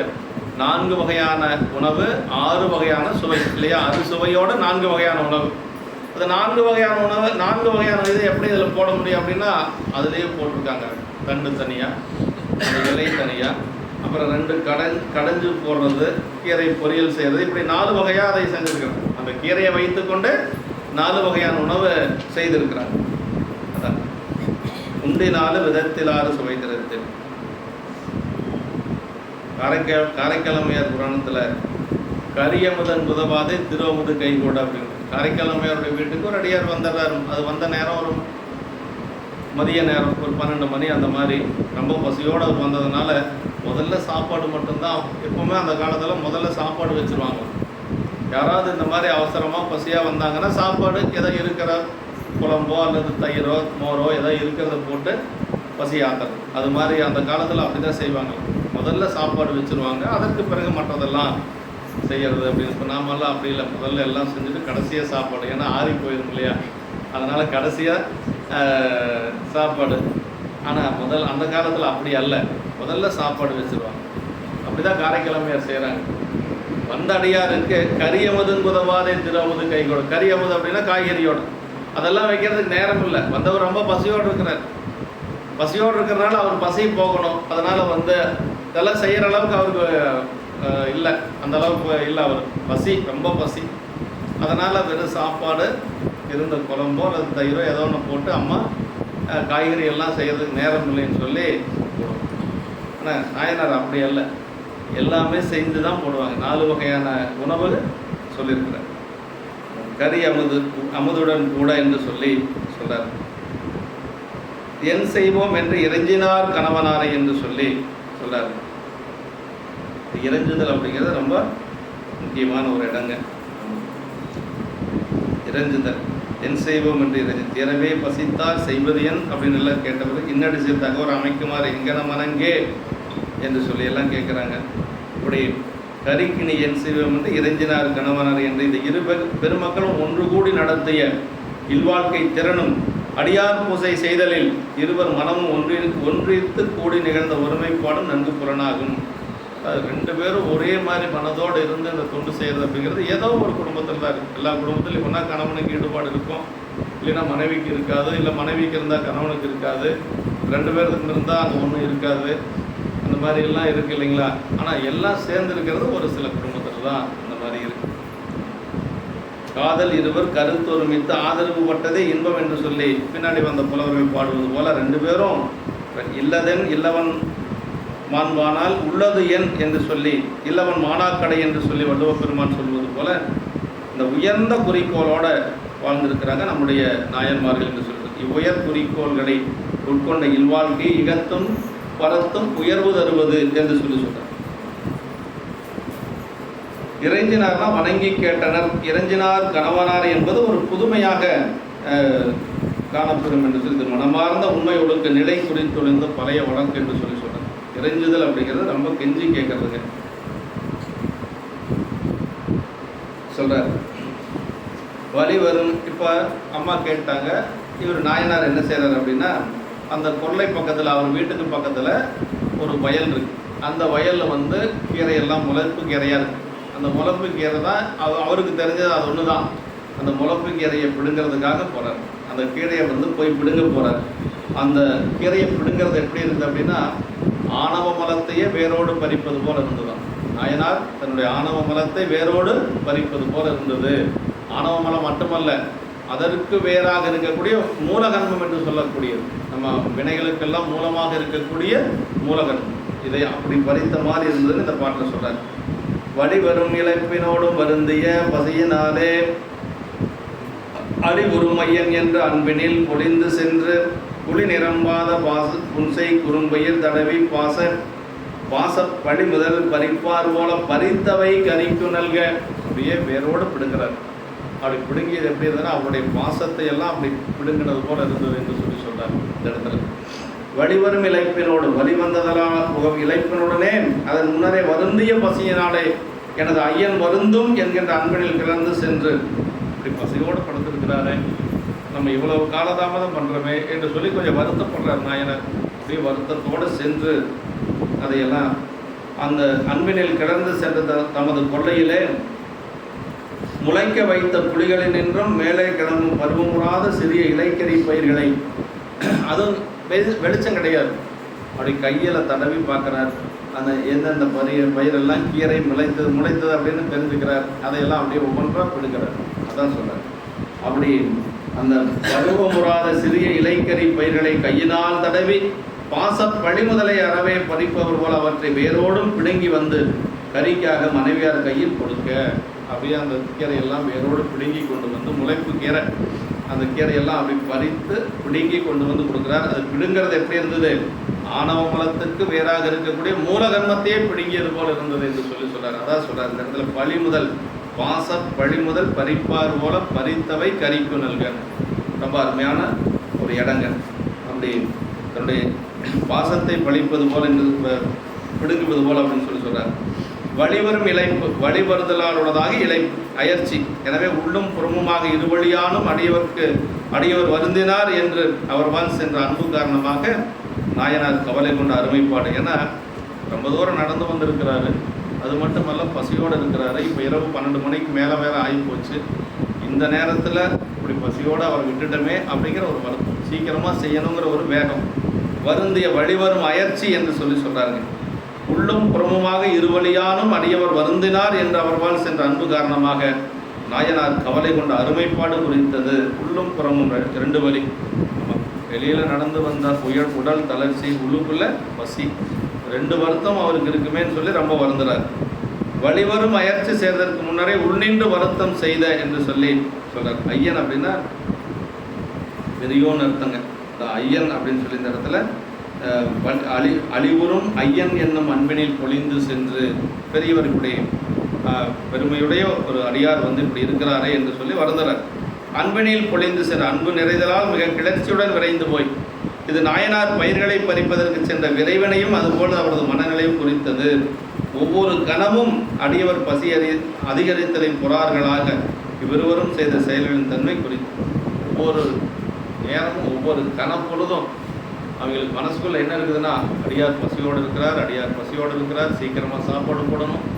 இதே தான் 2 பேர்த்து மனசுலேயே மாறி மாறி ஓடிட்டு, இதே தான் ஓடிட்டு அப்படியே அந்த அவங்களுடைய மனநிலை எப்படி இருந்தது அப்படிங்கிறது இந்த பாட்டில் சொல்கிறாரு. குழி நிரம்பாத புன்சை குறும்பயிர் அப்படின்னார். அப்படியே குழி நிரம்பாத பயிர்கள் இடம்பெற்ற குழிகளின் அளவுக்கு மேற்பட்ட உயரம் மேலே வளர்ந்து வராது. அந்த குழிக்கு மேலே இல்லை அப்படின்னா ரொம்ப முளப்பு கேரையாக இருக்கு, அதையெல்லாம் அப்படியே பிடுங்கி கொண்டு வரார். நாயனார் முளைவாரி வந்தது நெல் விளையும் நன்செய் நிலம் என்றும், கரிக்காகும் குறும்பயிர் பறித்து வந்து அவர் மனை அடுத்து கொள்ளை பயிர் செய்து வந்த புன்சை நிலம் என்றும் அறியலாம். இந்த கீரை பிடிங்கின அந்த இடமெல்லாம் இன்னும் இருக்கு, அதில் வந்து எதுவும் விவசாயம் பயிர் எதுவும் வர்றதில்லை அப்படின்னு சொல்லி சொல்லுவாங்க. நாயனாருடைய அந்த இல்லத்துக்கு போனோம்னா அதை பார்க்கலாம். இன்றைக்கும் அது அடையாளமாக வச்சுருக்கிறாங்க, இளையான்குடியில் வச்சுருக்கிறாங்க. அந்த மரபில் வந்த ஒருத்தர் அங்கே இருக்கிறாங்க, அவங்க அதை பாதுகாப்பாக வச்சுருக்கிறாங்க. இளையான்குடி என்னும் இந்த ஊரில் வீட்டு மனைகளின் அடுத்து இங்கு குறித்த புன்சை மேடு என்று வழங்கும் ஒரு புன்சை இடமும், அதனை அடுத்து இது குறித்து முளைவாரி அமுதளித்த வயல் என வழங்கும் நன்சை நிலமும் இன்னும் காணப்பெறுகின்றன. சிவகுனிய உரையில் எழுதியிருக்கிறார். இவ்விரண்டு நிலங்களிலும் நாயனார் நெல் முளையும் பயிரும் மேல் விளையாமல் வாரியும் பறித்து விட்டபடியால் இன்றைக்கும் ஒன்றும் விளையாமல் இருந்து வருகின்றன என்பது அவ்வூரார் சொல்ல தெரியும் செய்தி. இன்றைக்கி அந்த நிலத்தில் ஏதோ அந்த முளைவாரி கொண்டு வந்த இடமும் சரி, கீரை பறித்த இடமும் சரி, இன்றைக்கி எதுவும் வந்து பயிர் வர்றதில்லை அப்படின்னு சொல்லி குறிப்பு கொடுத்துருக்காங்க. புன்சை மேடுன்னு அதுக்கு பேருங்க. இவ்விரண்டு நிலங்களையும் நாயனார் பயிறு மேல் விளையாமல் வாரியும் பறித்து விட்டு இன்றைக்கும் அது வந்து இவற்றை வேலியிட்டு பாதுகாத்து உலகிற்கு அறிவிக்குமாறு கல்வெட்டு முதலிய நினைவின் அடையாளங்கள் பொறித்து காவல் செய்து போற்றுதல் சைவர்களினுடைய முதல் கடமைகளில் ஒன்று என்று சொல்லி சிவகணிய உரையில் சொல்லியிருக்கிறார். இதெல்லாம் நாம் பாதுகாக்கணும் அப்படின்னு சொல்லி சொல்கிறார். பாச பழிமுதல் அப்படின்னா ஆணவமாகிய சகசு மலத்திற்கும் வேறாக நிற்கும் மூலமலம் என்று சொல்லி சொல்கிறார். இது வந்து நாயனாருக்கு அந்த கீரையை பறிச்சதுனால வந்ததுன்னு சொல்கிறார் இல்லைங்களா. இதே கண்ணப்ப நாயனாருக்கு காலத்தினாதனுடைய திருவருட் பார்வை அவர் மேலே பட்டவுடன் இந்த மாதிரி ஆச்சு. இவர் போயிட்டுருக்கிறார் இல்லைங்களா, இவர் பார்க்கறதுக்கு முன்னாடி கண்ணப்ப நாயனார் பார்த்துறார். அப்படி பார்த்ததுனால என்னவெல்லாம் ஆச்சு அப்படிங்கிறத அங்கே சொல்கிறார். அதாவது இல்லை, அது முதல்ல பார்க்கறது கடைசியாக அந்த மலம் நீக்கத்தை சொல்கிறார். முன்பு திருக்காலத்தி முதல்வனார் அருள் நோக்கால் முதல்ல சொல்வார், சென்றவர் திங்கள் செய்ய சடையார் தம்மை சென்றவர் காணா முன்னே அங்கனர் கருணை கூர்ந்த அருத்திரு நோக்கம் எய்த தங்கிய பவத்தின் முன்னே சார்பு விட்டு அகல நீங்கி பொங்கிய ஒளியின் நீழல் பொறிவில் அன்புருவமானார். நம்ம நாயனார் பார்க்கறதுக்கு முன்னாடியே காலத்திநாதர் பார்த்தார். காலத்திநாதர் பார்த்த உடனேயே எத்தனை பிறப்பில் இருந்தோ அத்தனை பாசங்களும் நீங்கிடுச்சு. இப்போ எப்படி இருக்காருன்னா அன்பு மட்டும்தான் அங்கே இருக்குது, வேற எதுவும் இல்லை. இதையவே இன்னும் விரித்து காட்டுறாரு. கடைசியாக எனக்கு எப்படி சொல்கிறாருன்னா, முன்பு திருக்காலத்தி முதல்வனார் அருள் நோக்கால் இன்புருவே தகத்து இரும்பு பொன்னானால் போல் யாக்கை தன் பரிசு வினையிரண்டு சாருமலம் 3 வர அன்பு விளம்பாய் திரிவார் அவர்களின் அளவினரோ அப்படின்னு. முன்பு திருக்காலத்தின் முதல்வனார் அருள் நோக்கால் இப்போ காலத்தை பெருமானுடைய திருவருள் நோக்கம் அவர் மேலே பட்டுருச்சு. அப்படி பட்ட உடனே என்னாச்சு அப்படின்னா, தன் பரிசு வினையிரண்டு சாருமலம் 3 வர. அது நமக்கு ஆணவம் இருக்குது, கண்மம் இருக்குது, மாயை இருக்குது இல்லைங்களா. கண்மம் என்று சொல்வது 2 வினை, 2 வினை இருக்குது. இது எல்லாம் போனதும் இல்லாத மூலகன்மமும் போயிடுச்சு அப்படின்னு சொல்லி சொல்கிறார். இதே மாதிரி தான் அங்கேயும் சொல்கிறார், மூலகன்மமும் போயிடுச்சு அப்படின்னு சொல்லி சொல்கிறார். கண்ணப்ப நாயனாருக்கு எப்படியாச்சு ஒரு பார்வையின் மூலமாக, அது இறைவனுடைய திருப்பார்வை, அது வேற. இங்கே அடியாருக்கு சோறு போடுறதுக்கு அந்த கீரையை பறிச்சதுலேயே இவருக்கு எல்லாம் போயிடுச்சு. அந்த வேரோட பிடுங்கினார் பார்த்துங்க, அது இறைவனுடைய திருநோக்கம் பட்டாச்சு கண்ணப்ப நாயனாருக்கு. இங்கே இளையான்குடி நாயனாருக்கு எப்படி ஆகுது? வாச பழிமுதல் பறிப்பார் போல பறித்தவை கறிக்கு நல்கன். அடியாருக்கு சோறு போடுறதுக்கு கீரையை பிடுங்கிறார்.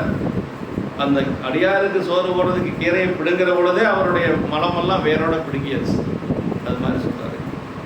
அதுக்கு இதுக்கு அதான் வித்தியாசம். அங்கே எப்படின்னா இறைவனுடைய திருநோக்கம் பட்டது, அதனால அங்கே ஆச்சு.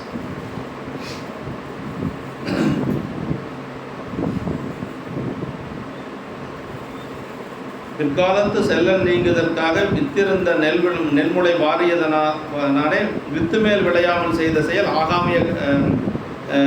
ஆகாமிய கண்மங்களை கழித்தலும் குறும்பெயர் வேருடன் பறித்ததனாலே பிராரத்தவினை அழைத்தலும் என்று சொல்லி இப்படி ஒவ்வொருத்தரும் ஒன்று சொல்லுவாங்க இல்லைங்களா? விசேட உரை காண்பார் உண்டு என்று சொல்லி சொல்றார். பறிப்பார் போல என்று சொல்லி சொல்றார். கண்ணப்பநாயனார் புராணத்தில் நிறைய மேற்கோள் கொடுத்துருக்காரு. கண்ணப்பநாயனார் புராணத்தில் எல்லாத்துக்கும் மேற்கோள் எடுக்கலாம். விளைத்தன்பு உமிர்வால் போலும் விமலனார் முடிமேல் விட்டார் அப்படிம்பார்.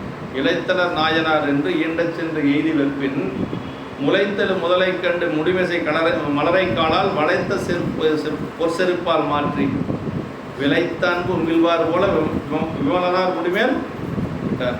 அப்படியே உள்ள விளைந்த அன்பையே உமிழ்ந்தது போல இருந்துதான். காலத்தினாதருக்கு அவர் வாயால் கொண்டு வந்த அந்த பொன்முகலையாற்றினுடைய நீரை திருமேனியில் அப்படி உமிழ்ந்தது எப்படி இருந்தால் அன்பையே உமிழ்ந்தது போல இருந்துட்டார். அதுக்கு மேலே சொல்ல முடியாது. சேக்கிழ பெருமான் அப்படி சொல்கிறார். அவர் பொன்முகலையாற்று நீரை தான் வாயில் கொண்டு வர்றார். அதோட என்ன கலந்துருக்கு? அவருடைய உமிழ் நீரும் கலந்துருக்கு இல்லையா? எச்சில் நீரும் கலந்துருக்கு. அதுக்கு என்ன சொல்றாரு? அன்பையே உமிழ்ந்தது போல இருந்தது அப்படின்னு சொல்லி சொல்றாரு. ஆணையாம் சிவத்தை சார அனைவர் போல் ஐயர் நீர்நிலை மலையை ஏறி நேர்பட செல்லும் போதில் அப்படின்னு. ஆணையாம் சிவத்தை சார் ஐயர் கண்ணப்பநாயனார் போயிட்டு இருக்கிறார். சாமி அங்கே எப்படி இருக்காரு? ஆணையாம் சிவம்னா அருளோடு கூடிய சிவம். ஆணைனா அருள் சக்தி. ஆணையாம் சிவத்தை சார அனைவர் போல் ஐயர் நீர்நிலை மலையில் ஏற என்று சொல்லி நீர்நிலை மலையை ஏறி நேர்பட செல்லும் போதில் அப்படின்னு சொல்லி சொல்லுவார்.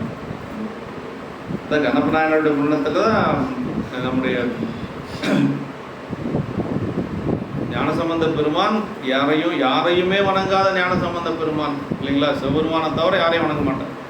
பம்பராவரி வண்டு மனம் நார மலரும் மதுமலர் கொன்ற யார் அடியல்லால் வேணா எம்பிரான் சம்பந்தன் அடியாருக்க முடியாது சுந்தரர் பாடுறார்.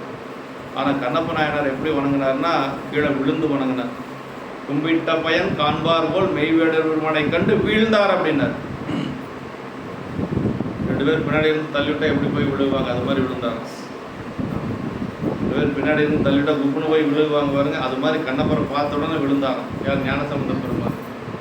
அவ்வளவு அன்பு கண்ணப்பர். கண்ணப்பரை பார்க்கிற பொழுது நமக்கெல்லாம் போய் கண்ணப்பரை பார்த்தா யார் தெரியும்? கண்ணப்பரும் தெரிவார். அதில் ஒன்றும் மாற்று கருத்து இல்லை. 2 கண்ணில் பார்ப்போம்.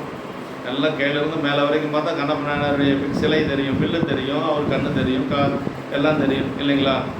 ஆனால் ஞானசம்பந்த பெருமானுக்கு உள்ளிருக்கிற காலத்தினாத தெரியும். அதான் நமக்கு அவருக்கு இருக்கக்கூடிய வேறுபாடு. நம்மளுடைய பார்வைக்கும் அருளாளர்களுடைய பார்வைக்கு என்ன வேறுபாடுனா, நமக்கு கண்ணப்பர் மட்டும் தெரிவார். அது ஒன்றும் தப்பு இல்லை, அப்படிதானே தெரியும். ஆனால் ஞானசம்பந்த பெருமானுக்கு உள்ள இருக்கக்கூடிய காலத்தினாத தெரிஞ்சார்.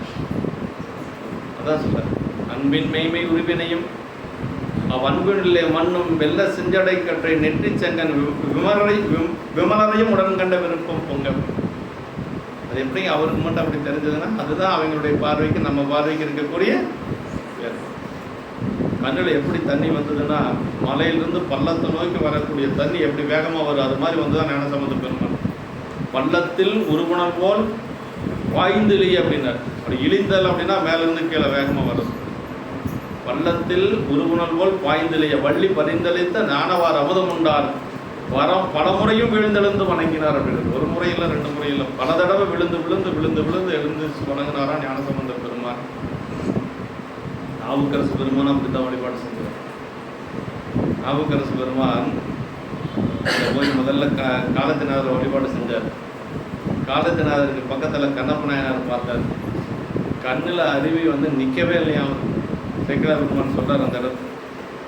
எப்படி சொல்றார் அப்படின்னா, மலை சிகர சிகாமணியின் மருங்குறம் முன்னே நிற்கும் சிலத்தடைக்கை கண்ணப்பர் திருப்பாதம் சென்றிறைஞ்சி அழைத்து விழும் கண்ணறிவு ஆகத்து பாய்ந்திலைய தலை குவித்த கையினராய் தாழ்ந்துபுறம் பொந்தணைந்தார். நேராக போய் கண்ணப்பனாருக்கு முதல்ல வந்து நாவுக்கரசு பெருமான் காலத்தினாரை வணங்கினார், பக்கத்தில் இருக்கக்கூடிய கண்ணப்பரை வணங்கினார். காலத்தினாரை வணங்குற பொழுது கூட அவருக்கு கண்ணில் தண்ணி வரல. பக்கத்தில் கண்ணப்பரை பார்த்தாராம், அப்படியே அழைத்து விழும் கண் அருவி அகத்து பாய்ந்திலைய, ஆகம்னா உடம்பு இல்லையா, அகத்து பாய்ந்திலைய தலை குவித்த கையினராய் தாழ்ந்துபுறம் போந்தனைத்தான். இப்போ கண்ணப்பரை எப்படி வழிபாடு செஞ்சிருக்கிறாங்க பாரு ரெண்டு பேரும். சுந்தரர் அதே மாதிரி தான் வழிபாடு செய்திருக்கிறார். மணிவாசக பெருமான் கண்ணப்பர் ஒப்பதோர் அன்பின்மை கண்டபின் என்னப்பர் என்னொப்பில் என்னையும் ஆட்கொண்டருளி வண்ண பணித்து என்னை வாயென்ற வான்கரனை சொன்ன பண்ணிட்டு இருக்க சென்றது. அப்படின்னா எல்லாருமே கண்ணப்ப நாயனாரை வந்து வழிபாடு செய்யாத பெரியவங்களே இல்லைங்க. ஆதிசங்கரர் பெரியவர் சொல்றது, ஆதிசங்கரர் அவரே வந்து காலத்தில ஒரு புல்லாம் பிறந்திருந்தா கூட கண்ணப்பனாருடைய திருவடி பட்டு முக்தி அடைஞ்சிருக்கலாம் அப்படின்னு சொல்லுவாங்க. காலத்தில ஒரு புல்லா பிறந்திருந்தா போதும், கண்ணப்பனாருடைய திருவடி பட்டு என்னைக்கோ முக்திக்கு போயிருக்கு. இத்தனை பிறப்பு எடுக்கணுங்கிற அவசியம் இல்லை. அதனால அந்த அன்பு தான் உயர்ந்த அன்பு. இங்கே நாயனார் வந்து மனசில் அப்படி இருக்கிற, வந்தவர் பசியோடு இருப்பார், வந்தவர் பசியோடு இருப்பார். எந்நேரம் கொண்டு வந்து நான் இரவு நேரம் 12 மணி ஆகிப்போச்சு, நேரம் ஆகிப்போச்சுன்னு அவருக்கு கவலை இல்லை. அவர் பசியோடு இருப்பாருங்கிறத கவலை. ஆனால் அவர் என்ன பசியோடு இருக்கக்கூடியவரை என்ன, சாமி தானே வந்திருக்கிறார், அவருக்கு என்ன பசியாக இருக்க போகுது. அவர் வந்ததே அவர் கூட கொஞ்சம் விளையாடிட்டு போகலான்னு தானே வந்தார். கொஞ்சம் நல்ல உண்மையான அன்பு இருக்குது, அங்கே கொஞ்சம் நேரம் இருந்துட்டு போகலான்னு வந்திருக்கார். அவருக்கு வேறு இடம் கிடைக்கல இன்னைக்கு. யாருக்கு? சாமிக்கு. நல்லவங்கிட்ட தானே பெருமான் போவார். அவருக்கு நல்ல இடம் கிடைக்கல, நாயனார் வீட்டுக்குள்ளே பூந்துட்டார். அப்படியே வந்தவர் அந்த ஊரில் ஒன்றும் தேர்ற மாதிரி தெரியல. சரி, இது ஒன்று தான் நமக்கு தேர்ற மாதிரி இருக்கக்கூடிய வீடு, சரி இதில் பூந்தரலான்னு பூந்துட்டார். அவர் என்ன அழைச்சி வந்தாரா, இல்லை அவர் ரொம்ப பசியோடு ரொம்ப போனால் நல்லா அறுசுவையோட சாப்பாடு கிடைக்கணுக்கு இது வந்தாரா? அப்படியெல்லாம் இல்லை.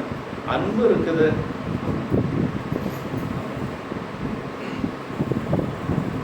ஒடிநுகரும் திருத்தொண்டருக்கு அருள் செய்யும் பொருட்டாக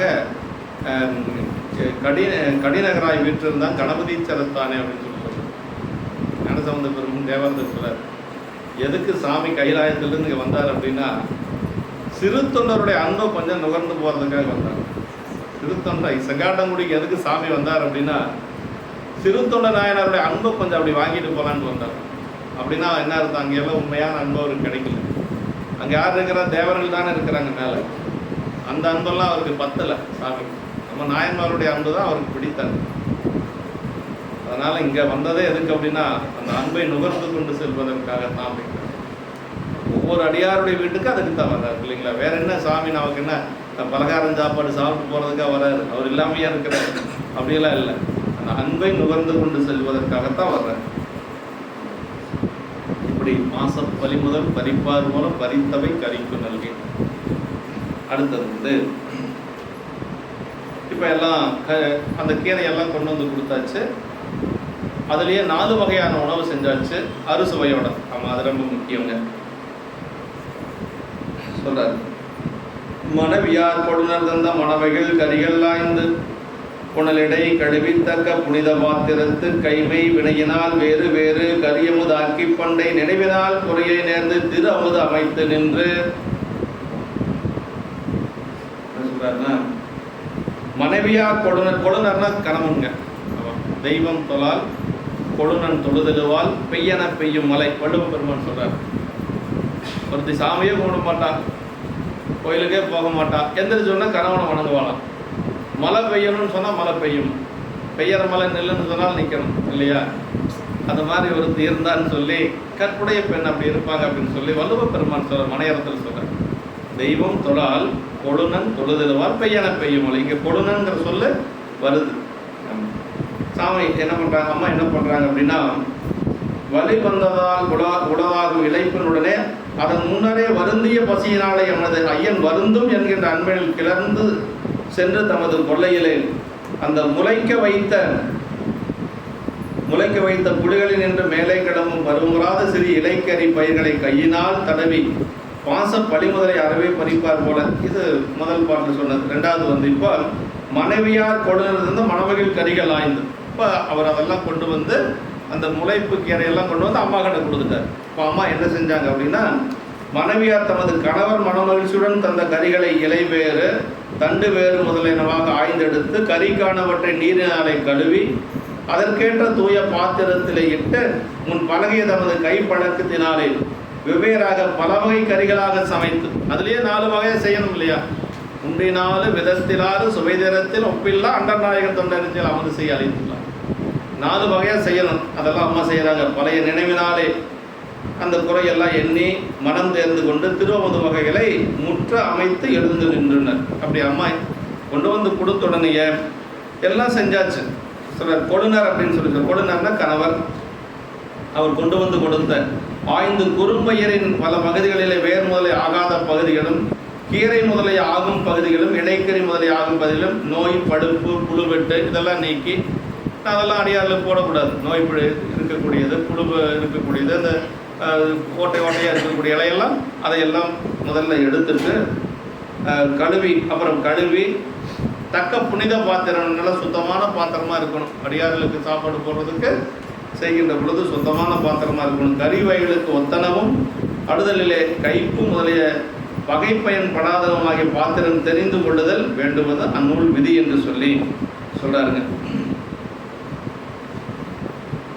கைமை விடையினால் கைப்பழக்க தேர்ச்சி தரத்தினாலே இப்படி செஞ்சு செஞ்சு போட்டு அந்த அம்மாவுக்கு பழக்கம். எத்தனை அடியார் வந்திருப்பாங்க, அப்படியே செஞ்சு போட்டு போட்டு போட்டு போட்டு பழக்கம். அதான் கைமை விடையினாலே அப்படின்னு சொல்லி சொன்னார். வேறு வேறு கறியும் ஒரு வகை குறும்பயிர்களை இலைவேறு தண்டு வேறு முதலியாக பொரித்து துவட்டல், அதில் சொல்றார் பொரிக்கறி, முதல்ல பொரியல், அப்புறம் துவட்டல், அப்புறம் புளிக்கறி முதலிய பல வகையாக ஆக்கின கறிகள் என்று சொல்லி, அப்புறம் தண்டு தனியாக 4 உணவு செஞ்சாச்சு. அதுலேயே பண்டைய நினைவினால் குறையை நேர்ந்து முன்னர் செல்வமுற்ற காலத்தில் இன்னும் பற்பல வகையாக உண்டிகள் 4 விதத்தில் 6 சுவை தரத்தனவாக சமைத்து அடியார் கமுதளித்து வந்த நட்பெரு நினைவினுக்கு வர, அதாவது பண்டைய நினைவினால் குறையை நேர்ந்தனர் அப்படின்னா, நல்ல செல்வம் இருக்கிற பொழுது வந்திருந்தா எப்படியெல்லாம் நம்ம அம்மது செஞ்சுருக்கலாம்னு கொஞ்சம் அம்மா வருத்தப்படுறாங்க.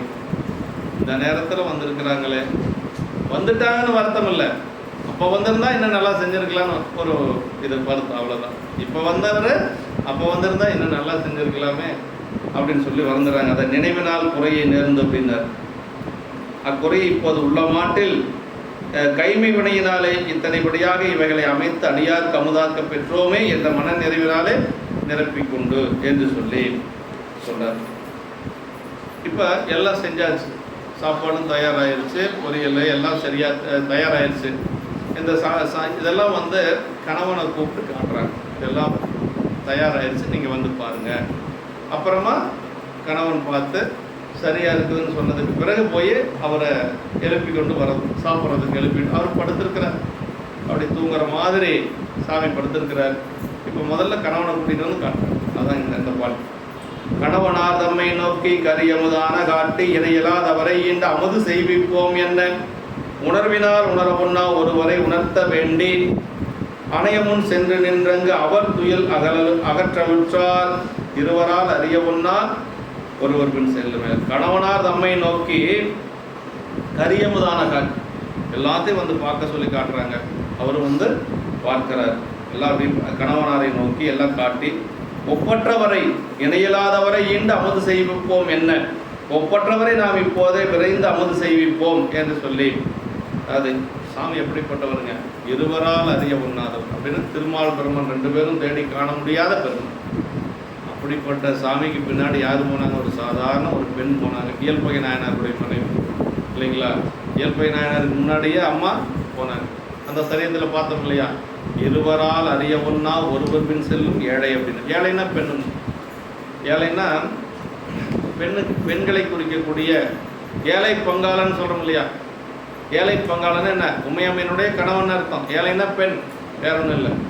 இருவரால் அறியவன்னா ஒருவரின் செல்லும் ஏழை அப்படின்னார். திருமால் பிரம்மனே காண முடியாத பெருமான் பின்னாடி அம்மா போனான், இயல்பை நாயனருடைய மனைவி போனாங்க. இங்கே அதே சொல்கிறார், இணையில்லாதவரை ஈண்டு அமுது செய்விப்போம் என்ன. இணையில்லாதவர், அவருக்கு இணையா இன்னொருத்தர் சொல்ல முடியாது, அதான் சொல்கிறார். அப்படி உணர்வினால் உணரவுண்ணா ஒருவரை உணர்த்த வேண்டி அணையமுன் சென்றங்கு அவர் துயில் அகற்றலுற்றார். அப்படி சாமி முன்னாடி போய் நின்று என்ன தூங்குற மாதிரி அவர் படுத்திருக்கிறார். அந்த துயிலை எழுப்பி இப்போ சாப்பாட்டுக்கு அழைக்க போகிறாங்க. நல்ல இடம் இது.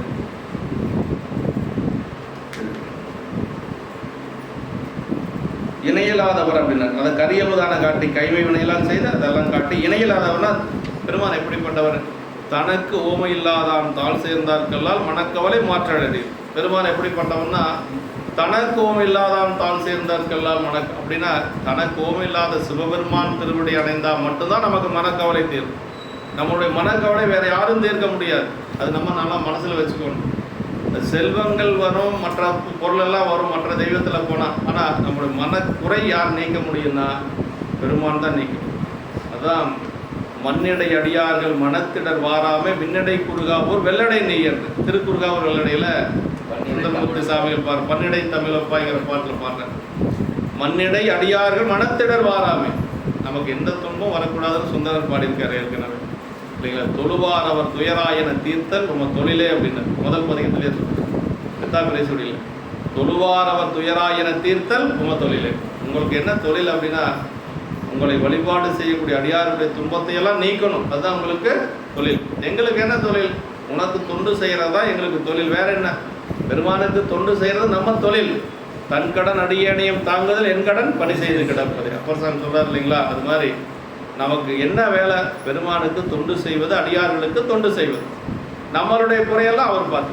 அதான் இங்கே சொல்றாரு பாருங்க. இணையில்லாதவர் அப்படின்னா தனக்கு ஓமை இல்லாதவன் அப்படின்னா ஒப்பற்றவன் அப்படின்னு சொல்லி தர ஒரு ஒப்புணருக்கு இல்லா ஒருவனே இணையொருவர் தாமல்லால் யாரும் இல்லார் என்று சொல்லி திருவாக்கு தேவாரத்தில் சொல்லும் மாதிரி ஒப்பற்றவன் இறைவன் ஒருவனே. இங்கே நாயனார் பெருமையால் தம்மை ஒப்பார் பேணலால் எம்மை பெற்றார்னு சொல்லி தடுத்தாட்கொண்ட புராணத்தில் சொல்லுவார். அப்படின்னா அடியார்களும் அதே மாதிரி தான், இறைவனும் அதே மாதிரி தான். இங்கே நாயனார் வந்த அடியாரை தம் நியதிப்படி ஆண்டவர் என்றே கொண்டு அமுதோட்ட எண்ணினார். ஆதலின் அடியவரை இணையலாதவர் என கூறினார். சாமின்னு சொல்லி அவங்க சொல்லலை. இந்த இடத்துல இணையலாதவர் அப்படிங்கிறது இறைவன் தெரியாது அவங்களுக்கு, வந்தது அடியார்னு தான் தெரியும். அப்போ இறைவனுக்கு என்ன ஒரு சொல் சொல்லணுமோ அதே சொல் அடியார்களுக்கு சொல்லியிருக்கு. அப்போ ரெண்டு பேரும் ஒன்று தான் இல்லைங்களா? அவரும் ஒப்புயர்வற்றவர் தான் இல்லைங்களா? இவரும் ஒப்புயர்வற்றவர்கள் தான். அடியார்களும் அதே மாதிரி தான். அங்கே என்ன இதே அதே மாதிரி இங்கே சொல்கிறாரு. இங்கே நாயனார் வந்த அடியவரை ஒப்பற்ற இவன் இறைவன் ஒருவனே. இங்கே நாயனார் வந்த அடியாரை தம் நியதிப்படி ஆண்டவர் என்றே கொண்டு அமுதூட்ட எண்ணினார். ஆதலின் அடியவரை இணையலாதவர் என்று கூறினார். உண்மையில் இவர் இறைவனே ஆதலை பின்னரை உணரப் பெறுகின்றனர் என்று சொல்லி உணர்வினால் உணரவொன்னா ஒருவர் ஆன்மபோத உணர்ச்சிகளால் அறியப்படாதவர் அப்படின்னா பெருமான் நம்மளுடைய அறிவு கொண்டு அவனை அறிய முடியுமா அப்படின்னா முடியாது. அதான் உலகெல்லாம் உணர்ந்து ஓதற்கரியவன் அப்படின்னா உணர்வதற்கரியவன் ஓதுவதற்கரியவன். பசுஞான பாசஞானங்களால் அறிய முடியாத பெருமான். அப்போ எப்படி அறிய முடியும்? திருவருளால் மட்டும்தான் அறிய முடியும். அதான் மணிவாசக பெருமான் சொல்ற அவன் அருளாலே அவன் தான் வணங்கி. இறைவனுடைய திருவடியை வணங்குறதுனா கூட அவனுடைய திருவருள் நமக்கு வேணும், இல்லைன்னா நம்ம வணங்க முடியாது. காட்டுவித்தான் ஆரொருவர் காணாதாரை காண்பாரார் கண்ணுதலால் காட்டாக்காலை அப்பர் சாமி சொல்றார். அவன் காட்டினாலுடைய நம்ம காண முடியும். நமக்கு என்னதான் அறிவு இருந்தாலும் கூட இறைவன் காட்ட முடியல, அவன் காட்டலை அப்படின்னா நம்மளால காண முடியாது.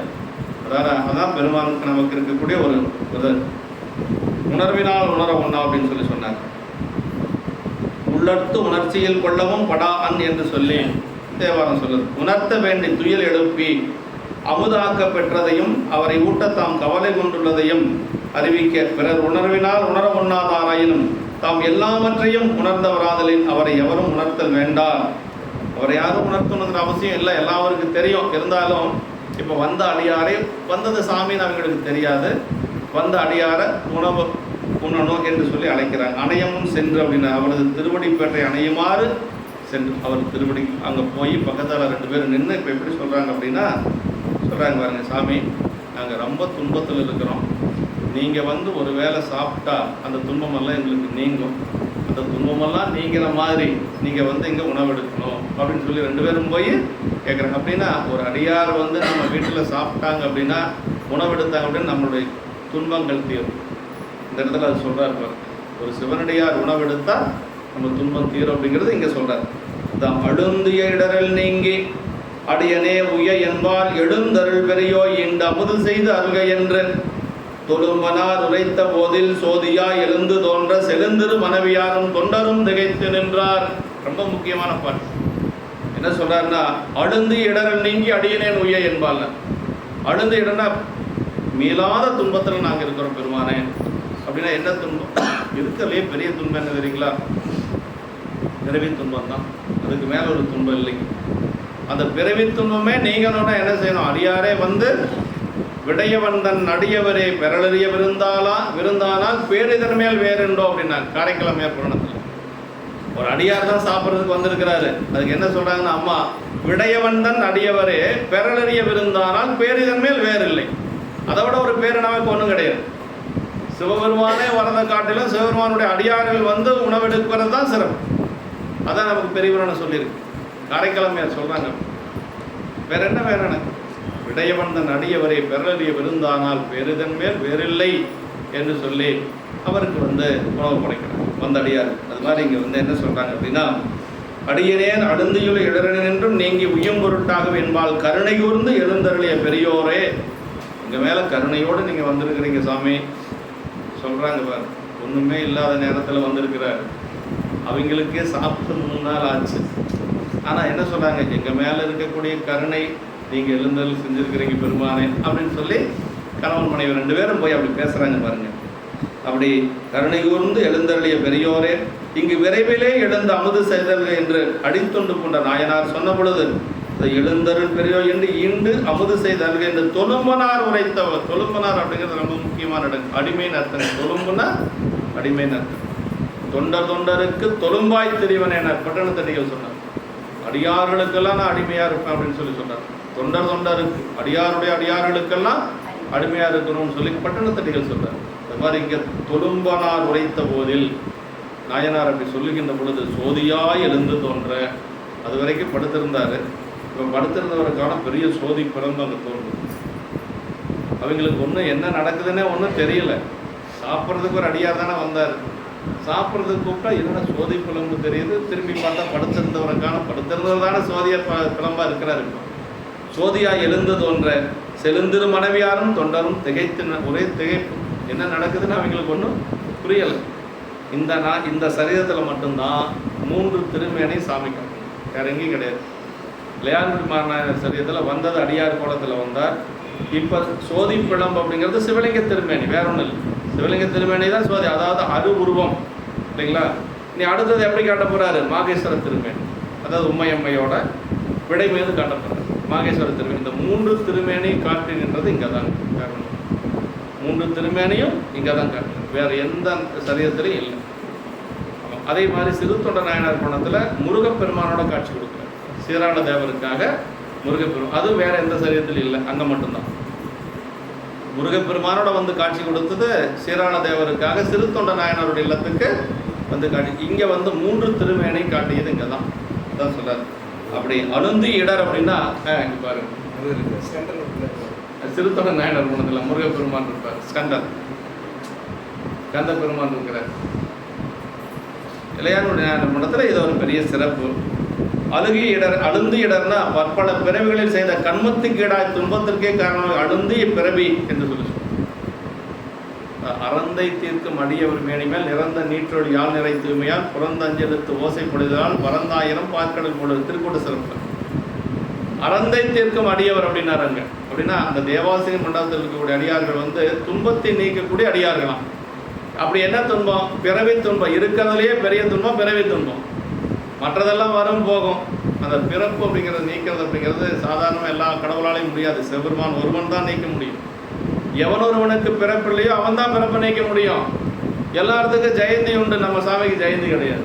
பிறந்தா தானே ஜெயந்தி உண்டு. எல்லாம் பிறந்த கிருஷ்ண ஜெயந்தி இருக்குது, ராமநவமி இருக்குது இல்லைங்களா, விநாயகர் சதுர்த்தி இருக்குது, இப்படியெல்லாம் இருக்குது. ஆனால் சிவபெருமானுக்கு ஏதாவது ஜெயந்தி சதுர்த்தி திதி அப்படி ஏதாவது உண்டா? அப்படி ஒன்றும் கிடையாது. அப்போ யார் ஒருவருக்கு பிறப்பிறப்பு இல்லையோ அவங்க தான் நம்மளுடைய பிறப்பிறப்பை நீக்க முடியும். அதுதான் லாஜிக், அது இல்லைங்களா. அவரே பிறந்து உணர்ந்து கொண்டு இருக்கின்ற பொழுது எப்படி நம்மளுடைய பிறப்பை நீக்க முடியும்? ஏதோ காசு பணம் கொஞ்சம் கொடுப்பாரு, அவ்வளோதான். அவர்கிட்ட போனால் அது கொஞ்சம் கிடைக்கும். அதுவும் சாமிகிட்ட தான் வாங்கி வச்சிருக்காரு, அது நம்மளுக்கு தெரியாது. நம்ம சாமிகிட்ட வாங்கி வச்ச காசை தான் நம்மகிட்ட கொடுக்க போறாரு. ஆமாம். ஆனால் நம்ம அதை முழுமையாக நம்பணும் இல்லையா? அதுதான் முக்கியம். உய என்பால் எழுந்தருள் பெரியோர். அடியவர் தங்களுக்கென்று பசி முதலிய எந்த குறைபாடும் இலராகவும் சிவனடியாரை சீராட்டும் திறம் தமக்கு தந்து உய்விக்கவே தம்பக்கள் எழுந்தருளுகின்றார்கள் என்று கொண்டு இதுவரை அடியவர் பூசை செய்து வந்த நாயனாரது மனநிலை குறித்தவர். உய என்பால் அப்படிங்கிறார், நான் உயும்படியாக பெருமானே நீங்கள் வந்து ஒரு வேளை உணவு எடுத்தால் எனக்கு உய்வு கிடைக்கும் அப்படின்னு என்னுடைய பிறப்பு நீங்கும், அதனால் நீங்கள் வாங்க அப்படின்னு சொல்லி அழுந்தி இடரில் இருக்கிறோம். ரொம்ப துன்பத்தில் இருக்கிறோம். துன்பம்னா பிறவி துன்பம். எத்தனை பிறப்பு நம்ம எடுத்தோன்னு யாருக்காச்சும் தெரியுமான்னு ஒருத்தருக்கும் தெரியாது. எழுகடல் மணலை அளவிடின் அதிகம் எனதினர் பிறவி அவதாரம். அதனால் இதெல்லாம் நீங்கணும்னா நீங்கள் வந்து ஒரு வேளை அமுதெடுத்தால் போதும். அதுதான் பெரிய இதுங்க இடத்துல. உய என்பால் எழுந்தருள் பெரியோ அப்படிங்கிறார். பெரியோ என கருடும் பொருட்டு வந்த பெருமையுடையாய் என்று சொல்றார். தொழும்பரான மிக தாழ்ந்த மீளா ஆட்பட்ட தொண்டர். ரொம்ப ரொம்ப அடிமை, அதுக்கு மேல இன்னொன்று சொல்ல முடியாது. சோதியா எழுந்து வந்த அடியவர் என அறிவித்துக் கொள்ள செருந்திரு மனைவியார் என்று சொல்றார். ஆமாம், அதாவது தாம் எண்ணியவாறு அடியாரை அமுதூட்டும்படி முற்று பெறவில்லை என்று திகைப்பு. அப்படி சோதியா வந்த உடனே ஒரு 2 பேருக்கு ஒரு திகைப்பு. அவங்களுக்கு பெருமானை பார்க்கணுங்கிற ஆசையெல்லாம் கிடையாது. வந்த அடியாருக்கு உணவு கொடுக்கணும். வந்தவரே காரணம் எப்படி உணவு கொடுக்கறது, அதான் ஒரு திகைப்பு. பாருங்க, சாமியே நேரில் தோன்றினாலும் கூட அவங்க என்ன 2 பேரும் என்ன நினைக்கிறாங்க, வந்த அடியார் காணமே அப்படின்னு ஒரு திகைப்பு அவங்களுக்கு. அதுதான் அந்த பக்குவம் தான் நமக்கு வரணும். அது என்னைக்கு வர்றது அப்படின்னா தாய்மானர் சொன்ன மாதிரி தான், பல்லூலி காலம் பயின்றார் நல்லறிவு சற்றே நறுனார். இப்போ சாமியே ஜோதி பலமாக காட்சி கொடுக்குறாருல்ல, இதுக்கு மேலே என்ன வேணும்? ஆனால் அதுக்கு மேலே அவங்க வந்த அடியாருக்கு சாப்பாடு போட முடியலன்னு வருத்தப்பட்டாங்களாம். அதுதான் அந்த திகைப்பு அப்படிங்கிறது. ரொம்ப ரொம்ப முக்கியமான இடங்கள். இதே மாதிரி தான் சிறுத்தொண்ட நாயனாரும் அவர் மனைவியாரும் வருத்தப்பட்டாங்க தெரியுங்களா? தன்னுடைய குழந்தை இறந்து போன குழந்தை திரும்ப வந்துருச்சு. இறந்து போன குழந்தை சீராளன் வந்தாச்சு. ஆனால் சீராளன் வந்தாருன்னு சொல்லி அவங்க மகிழ்ச்சி அடையலை. வந்த பைரவரை காணமே, சாப்பிடாத போயிட்டாரு எங்கேன்னு சொல்லி தேடினாங்களா 2 பேரும். எப்படி இருந்துக்கிறாங்கன்னு நான் நினைச்சேன். அவங்களுடைய அன்பு எங்கே, நம்மளுடைய கீழ்மை எங்கே, நம்மளுடைய புத்தி எங்கே நினச்சி பாருங்க. அடியார்கள் மேலே இப்படி எல்லாமா நாம் அன்பு செய்ய சொல்லணும். அப்படியெல்லாம் ஒன்றும் இல்லை. பார்க்குறோமா, வணங்குறோமா, அன்பாக பேசுகிறோமா, அதே போதுங்க. இவங்கள மாதிரிலாம் நாம் செய்ய முடியுமானா செய்ய முடியாது. இறைவனே நேரில் வந்தாச்சு. ஜோதிப்புறம் அண்ணாமலை பெருமான் அப்படி ஜோதிப்புறம்பா நிற்கிறார். ஆனால் போதுன்னு நினைக்கலையே அவங்க. வந்த அடியாரை காணமே. அவங்களுடைய எண்ணமெல்லாம் என்னென்னா வந்த அடியாருக்கு சாப்பிடும், அவரை காணும், எங்கே போயிருப்பார் அப்படிதான் பார்த்தார். அதான் திகைப்பு. அப்படிங்க ரொம்ப முக்கியமான இடங்கள். செழுந்திரு மனைவியாரும் தொண்டரும் திகைத்து நின்றார் அப்படின்னார். அதாவது எதுக்கு நம்ம புராணம் படிக்கணும்னா, இப்படியெல்லாம் படித்து கொஞ்சமாவது அடியார்களை பார்த்தா ஒரு வணங்கலாங்கிற ஒரு எண்ணமாவது வர வேண்டாமா அப்படிங்கிறதுக்காக நம்ம கூட்டிகிட்டு போய் இப்படியெல்லாம் போட முடியாது, பண்ண முடியாது. இருந்தாலும் கூட இப்படியெல்லாம் இருந்திருக்கிறாங்களே, அதுதானே பெரிய. செக்கிழார் பெருமான் பாடியிருக்கிறாரு, சிவப்பணியை உரை சொல்லியிருக்கிறாரு. என்ன எதுக்காக இதெல்லாம் நம்ம படிக்கணும்? கதை படிக்கிறதுனா ஒரு 10 நிமிஷத்தில் நீங்கள் படிச்சுட்டு போயிடலாம். ஏன்னா 23 பாட்டு இருக்குது. ஒரு புத்தகத்தை வாங்கி பொருள் விளக்கத்தோடு நிறைய புத்தகம் இருக்குது. ஒரு 10 நிமிஷத்தில் படிச்சுட்டு போயிடலாம். என்னங்க பெரிய புராணத்துக்கெல்லாம் இப்படி போய் உட்காந்துட்டு கேட்டுட்டு இருக்கணுமா? நானும் வேலை இல்லாத 100 கிலோமீட்டர் 50 கிலோமீட்டர் 60 கிலோமீட்டர் கண்டப்புக்கிருந்து வந்து சொல்லணுமான்னா மக்களுடைய மனசில் இதெல்லாம் பதிய வைக்கணுங்கிறது தான், வேற ஒன்றும் இல்லை. ஒரு 10 பேருக்கு ஒரு 100 பேர் கேட்டால் ஒரு 4 பேராவது பயனடைவாங்க இல்லையா? அதுதான் வேற ஒன்றும் இல்லை. கொடுக்கக்கூடிய வெகுமதி என்னன்னா, இதை கேட்டு ஒரு 4 பேராவது நாயன்மார்கள் மேலே அன்பு கொண்டா போதும், வேற ஒன்றும் தேவை. எதுக்கு இவர் இவ்வளவு செலவு பண்ணி இதை நடத்துகிறாரு மூர்த்தி ஐயா? ஏதோ ஒரு 4 பேராவது, ஒரு 4 ஆன்மாக்களாவது பக்குவம் அடையட்டுமே அப்படின்னு தான். எல்லாத்துக்கும் வந்துன்னு சொல்ல முடியாது, ஆனால் யாராவது ஒரு 4 பேர்த்துக்கு வரும் இல்லைங்களா? இதுதான் ரொம்ப முக்கியம். நமக்கு ஒன்றும் வேண்டாங்க, நாயன்மார்கள் மேலே அன்பு இருந்தால் போதும், வேற ஒன்றும் வேண்டியதில்லை. வேற எதுவும் நம்ம யாருக்கும் திருப்பி கொடுக்கணுங்கிற அவசியம் கிடையாது. நாயன்மார்கள் மேலே அன்பு வரணும். 63 நாயன்மார்கள் எப்படியெல்லாம் இருந்திருக்கிறாங்க. சோதிப்பிடம்பா இறைவன் தோன்றுகின்ற பொழுது கூட வந்த அடியார காணணும் திகச்சு நிற்கிறாங்க. அப்படின்னா கணவன் மனைவி, கணவன் எப்படி இருந்திருக்கணும், அதுக்கு தகுந்த மனைவி எப்படி இருந்திருக்கணும், அவங்களுடைய அன்பு எங்கே, நம்மளுடைய சிறுமை எங்கே தான் நாயன்மார்களுக்கு நமக்கு இருக்கக்கூடிய வேறுபாடு. திகைத்தல் இன்னதென துணியாமை, மறைந்ததும் தோன்றியதும் என்னதென்று துணிய. இன்னொரு இடம் அருமையான இடம், அதை நான் சொல்ல மறந்துட்டேன். அப்புதி நாயனாருடைய புராணத்தில் 60 இன்றி பெரிய மூத்த திருநாவுக்கரசு இறந்து போயிடுது இல்லையா, அதை வந்து அப்படி ஒரு பாயில் சுருட்டி ஒரு ஓரத்தில் கிடத்திடுறாங்க. வந்த அப்போ அப்பர் சாமிகளுக்கு உணவு படைக்கிறதுலையே தான் அவங்க 2 பேர் இருக்கிறாங்க, கணவன் மனைவி 2 பேரும். கடைசியாக உணவெல்லாம் பரிமாறியதுக்கு பிறகு அவர் கேட்குறாரு, திருநீர் கொடுக்கணும். அதுக்கு முன்னாடி திருநீர் கொடுக்கணும், சாப்பிட்றதுக்கு முன்னாடி வீட்டில் இருக்கிற திருநீர் கொடுக்கணும். மூத்த சேயையும் காட்டு அப்படிங்கிறாரு. இது இளைய பிள்ளை தானே, இது உங்களுக்கு 2 பிள்ளைன்னு சொல்லியிருக்கிறீங்க கிட்ட, இது இளைய பிள்ளை, மூத்த சேயையும் காட்டு அப்படின்னு சொல்லியிருக்காரு. அப்போ என்ன சொல்கிறாங்க அப்படின்னா, ஏன் கேட்குறீங்க, பாம்பு கடிச்சு போடுதுங்க அப்படியெல்லாம் சொல்லலை. இப்போது இங்கு அவன் உதவான் அப்படின்னா, இப்போது இங்கு அவன் உதவான் அப்படின்னா, மெய் விரித்து உரையும் அப்படின்னாரு. நீங்கள் எதாவது சொல்கிறதுல ஒரு குழப்பம் இருக்குது, அவருக்கு தெரிஞ்சுட்டார். நல்லா சொல்லுங்க அப்படின்னு சொல்லிட்டார். அப்புறம் நடந்ததை சொல்லுகின்ற பொழுது அவர் என்ன செஞ்சார்னா, அந்த குழந்தைய நல்ல காரியம் செஞ்சீங்க நீங்கள் அப்படின்னு சொல்லி அந்த குழந்தைய வந்து எடுத்துகிட்டு வந்து அங்கே என்ன செய்கிறாரு, ஒன்றுகளாம் பதிகம் பாடி அந்த குழந்தை மீண்டும் உயிர் பெற்று எழுந்து வரும். ஓகேங்களா, உயிர் பெற்று எழுந்து வந்தால் பெற்றவங்க எவ்வளவு மகிழ்ச்சி அடையணும். பெற்ற போது இருந்த மகிழ்ச்சியை விட இப்போ அதிகமாக இருக்கணுமா இல்லையா? அந்த குழந்தைய பெற்ற பொழுது இருந்த மகிழ்ச்சியை விட இறந்து போன குழந்தை உயிர் பெற்று வந்தால் எவ்வளோ பெருமை மகிழ்ச்சியாக இருந்திருக்கணும். 2 பேரும் வருத்தப்பட்டாங்க. ஏன் வருத்தப்பட்டாங்க அப்படிங்கிறது சேக்கிழா பெருமான் சொல்கிறாரு. இந்த பையனால தானே எங்கள் குருநாதருக்கு அமுது படைக்கிறது கொஞ்சம் காலதாமதம் ஆகி போச்சு, அதனால் இந்த குழந்தையை பார்த்து வருத்தப்பட்டாங்க. நம்ம எங்கே இருக்கிறோம், அவங்க இங்கே இருக்கிறோம். அறிவரும் பெருமை என்பர் அமுது செய்து அருளுதற்கு சிறிது இடையூறு செய்தான் இவன் என்று சிந்தை நொந்தார் அப்படின்னாரு. நமக்கு சிந்தை நொந்து போயிடும் அதெல்லாம் கேட்டோம்னா படிச்சோம்னா இல்லைங்களா. அறிவரும் பெருமையன் தெரிவரும் பெருமை அறிவரும் பெருமை என்பர் அமுது செய்து அருளுதற்கு சிறிது இடையூறு செய்தான் இவன் என்று. இந்த பையனால தானே எங்கள் குருநாதருக்கு அமுது செய்யறது கொஞ்சம் காலதாமதம் ஆயிருச்சு. சிந்தை குழந்தை உயிரோட வந்துருச்சுன்னு அவங்க மகிழ்ச்சி அடையலை, வருத்தப்பட்டாங்களாம்.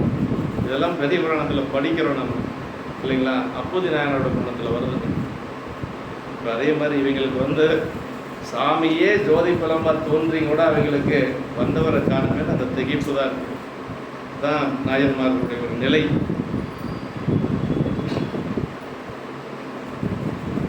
நாதன் வடிவு ஒரு சோதியாய் சாலவே மயங்குவார்க்கு என்று சொல்லி சொல்றார்.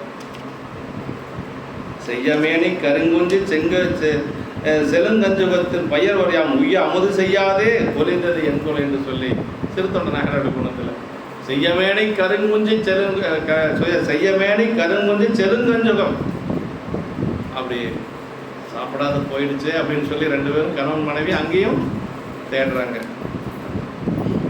அதெல்லாம் வந்து நாதன் ஒரு வடிவ ஒரு சோதியாக நேரம் ஆகிட்டே இருக்குது. இன்னைக்கு முடிச்செல்லாம் நினைச்ச முடியலையே. சரி, அடுத்த வகுப்புலேயே இது சொல்ல வேணும்னு இருக்க மாட்டிருக்கு. அவசரப்பட்டு வேணும், இந்த பாட்டோட முடிச்சுக்கலாம். ரொம்ப முக்கியமான இடம் எல்லாம்.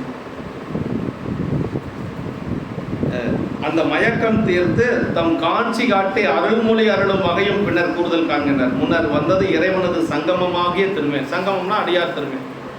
குரு லிங்க சங்கமன் 3 திருமேனி உண்டு பெருமானுக்கு. குரு வடிவத்திலையும் சாமியை பார்க்கலாம், அடியார் வடிவத்திலையும் சாமியை பார்க்கலாம், சிவலிங்க வடிவத்திலையும் சாமியை பார்க்கலாம். மூணுமே வந்து பெரிய புராணத்தில் பல இடங்கள்ல இருக்கு. அதான் சொல்றாரு. முதல்ல வந்தது என்னன்னா சங்கமமாகிய திருமேனி, அடியார் திருமேனி.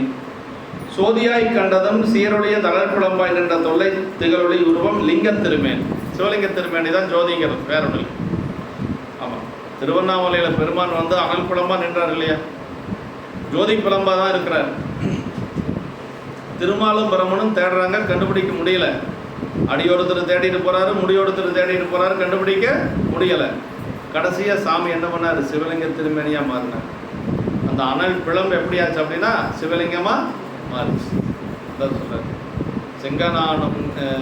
செங்கனானும் பிரமணம் எங்கும் தேடி தெரிந்தும் காண்கிலர் இங்குற்றேன் என்று லிங்கத்தே தோன்றினான் பொங்கு செஞ்சடை புண்ணியமூர்த்தியை. லிங்க புராண குறுந்தொகை அப்பர் சாமி பாடுறார் 5ஆம் திருமுறையில். செங்கனானும் திருமாலும் எங்கும் தேடி செங்கனானும் பிரம்மனும், செங்கனான் தான் திருமால், செங்கனானும் பிரம்மனும் எங்கும் தேடி தெரிந்தும் காண்கிலர் இங்குற்றேன் என்று லிங்கத்தே தோன்றினான் பொங்கு செஞ்சடை புண்ணியமூர்த்தியினர். 2 பேரும் தேடினாங்க, கண்டுபிடிக்க முடியல. அதப்பாவை இப்படி தேடுறானுங்களே, என்னடா பண்ணுறது அப்படின்னு சாமி கொஞ்சம் இறங்கி, தாப்பா இங்கே தான் இருக்கிற, வாங்க 2 பேரும், ஏன் அங்கேயும் சுற்றிட்டு தெரியுறீங்க அப்படின்னு சொல்லி சொன்னதுக்கு பிறகுதான் 2 பேரும் வந்து பார்க்க முடிஞ்சது. இல்லைன்னா பார்க்க முடியாது. அடியும் பார்க்க முடியாது, முடியும் பார்க்க. ஏன்னா மணிவாச பெருமான் சொல்றாரு இல்லையா, என்ன சொல்றாரு, பாதாளம் 7 நீங்கில் சொற்கழிவு பாதமலர். 7 உலகத்துக்கு கீழே இருக்குது பெருமான் திருப்படி. அது எவ்வளவு கீழே இருக்குன்னு அதுவும் தெரியாது. நமக்கு 7 உலகம் தெரியும், ஆனால் அதுக்கு கீழே இருக்கிறது பெருமான் திருப்படி. பாதாளம் 7 நீங்கில் சொற்கழிவு பாதமலர். போதார் முடமுடியும் எல்லாம் பொருள் முடிவு என்னாரு. இப்போ நம்ம இருக்கக்கூடியது அசுத்தமாயி, இதுக்கு மேலே சுத்தமாயி இருக்கு, அதுக்கு மேலே சொல்லுலகம் இருக்கு, அதுக்கு மேலே பொருளுலகம் இருக்கு. எல்லாத்தையும் கடந்து இருக்கக்கூடியது பெருமானுடைய திருமுடி. எங்கே போய் பார்க்குறோம்? 2 பேர்னாலையும் பார்க்க முடியாது. அதான் அப்போ 3 திருமேனி. அது லிங்க திருமேனி, பின்னர் காண்பது இப்போ வந்து 2வது லிங்கத்துக்கு முதல்ல வந்து சங்கம திருமேனி அடியாரா வந்தது. இப்போ சிவலிங்க திருமேனி, அதாவது மணல் பிளம்பா இருந்தது சிவலிங்க திருமேனி. 3 அப்புறம் வந்து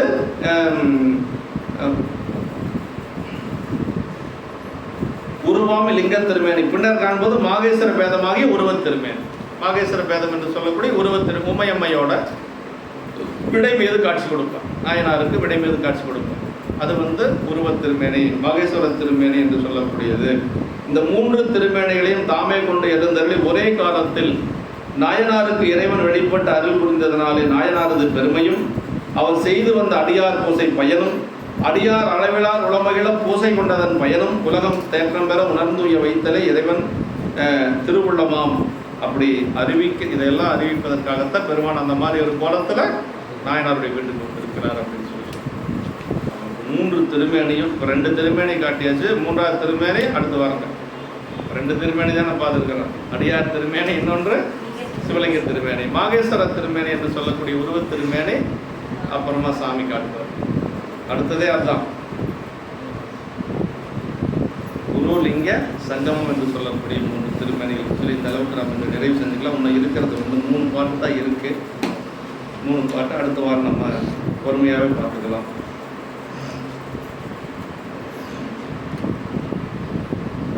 கொஞ்சம் வேகமாக போயிருந்தால் முடிச்சுக்கலாம், பரவாயில்ல. என்றும் இன்பம் பெருகும் இயல்பினால் ஒன்று காதலின் சொல்லம் உங்கிடம் அன்றுள்ளார் அடியார் அவர் வான்புகள் நின்றதெங்கும் நிலவி உலகலாம். வான்மிகள் வளாது பெய்க மலிபலம் சுரக்க மன்னன் போன்முறை அரசு செய்க விளைவலாது உயிர்கள் வாழ்க நான்மறை அறங்கள் உங்க கற்றவங்க வெள்ளி கொள்க மேன்மைகள் சைவநீதி விளங்குக உலகமெல்லாம். மேன்மைகள் சைவநீதி விளங்குக உலகமெல்லாம். மேன்மைகள் சைவநீதி விளங்குக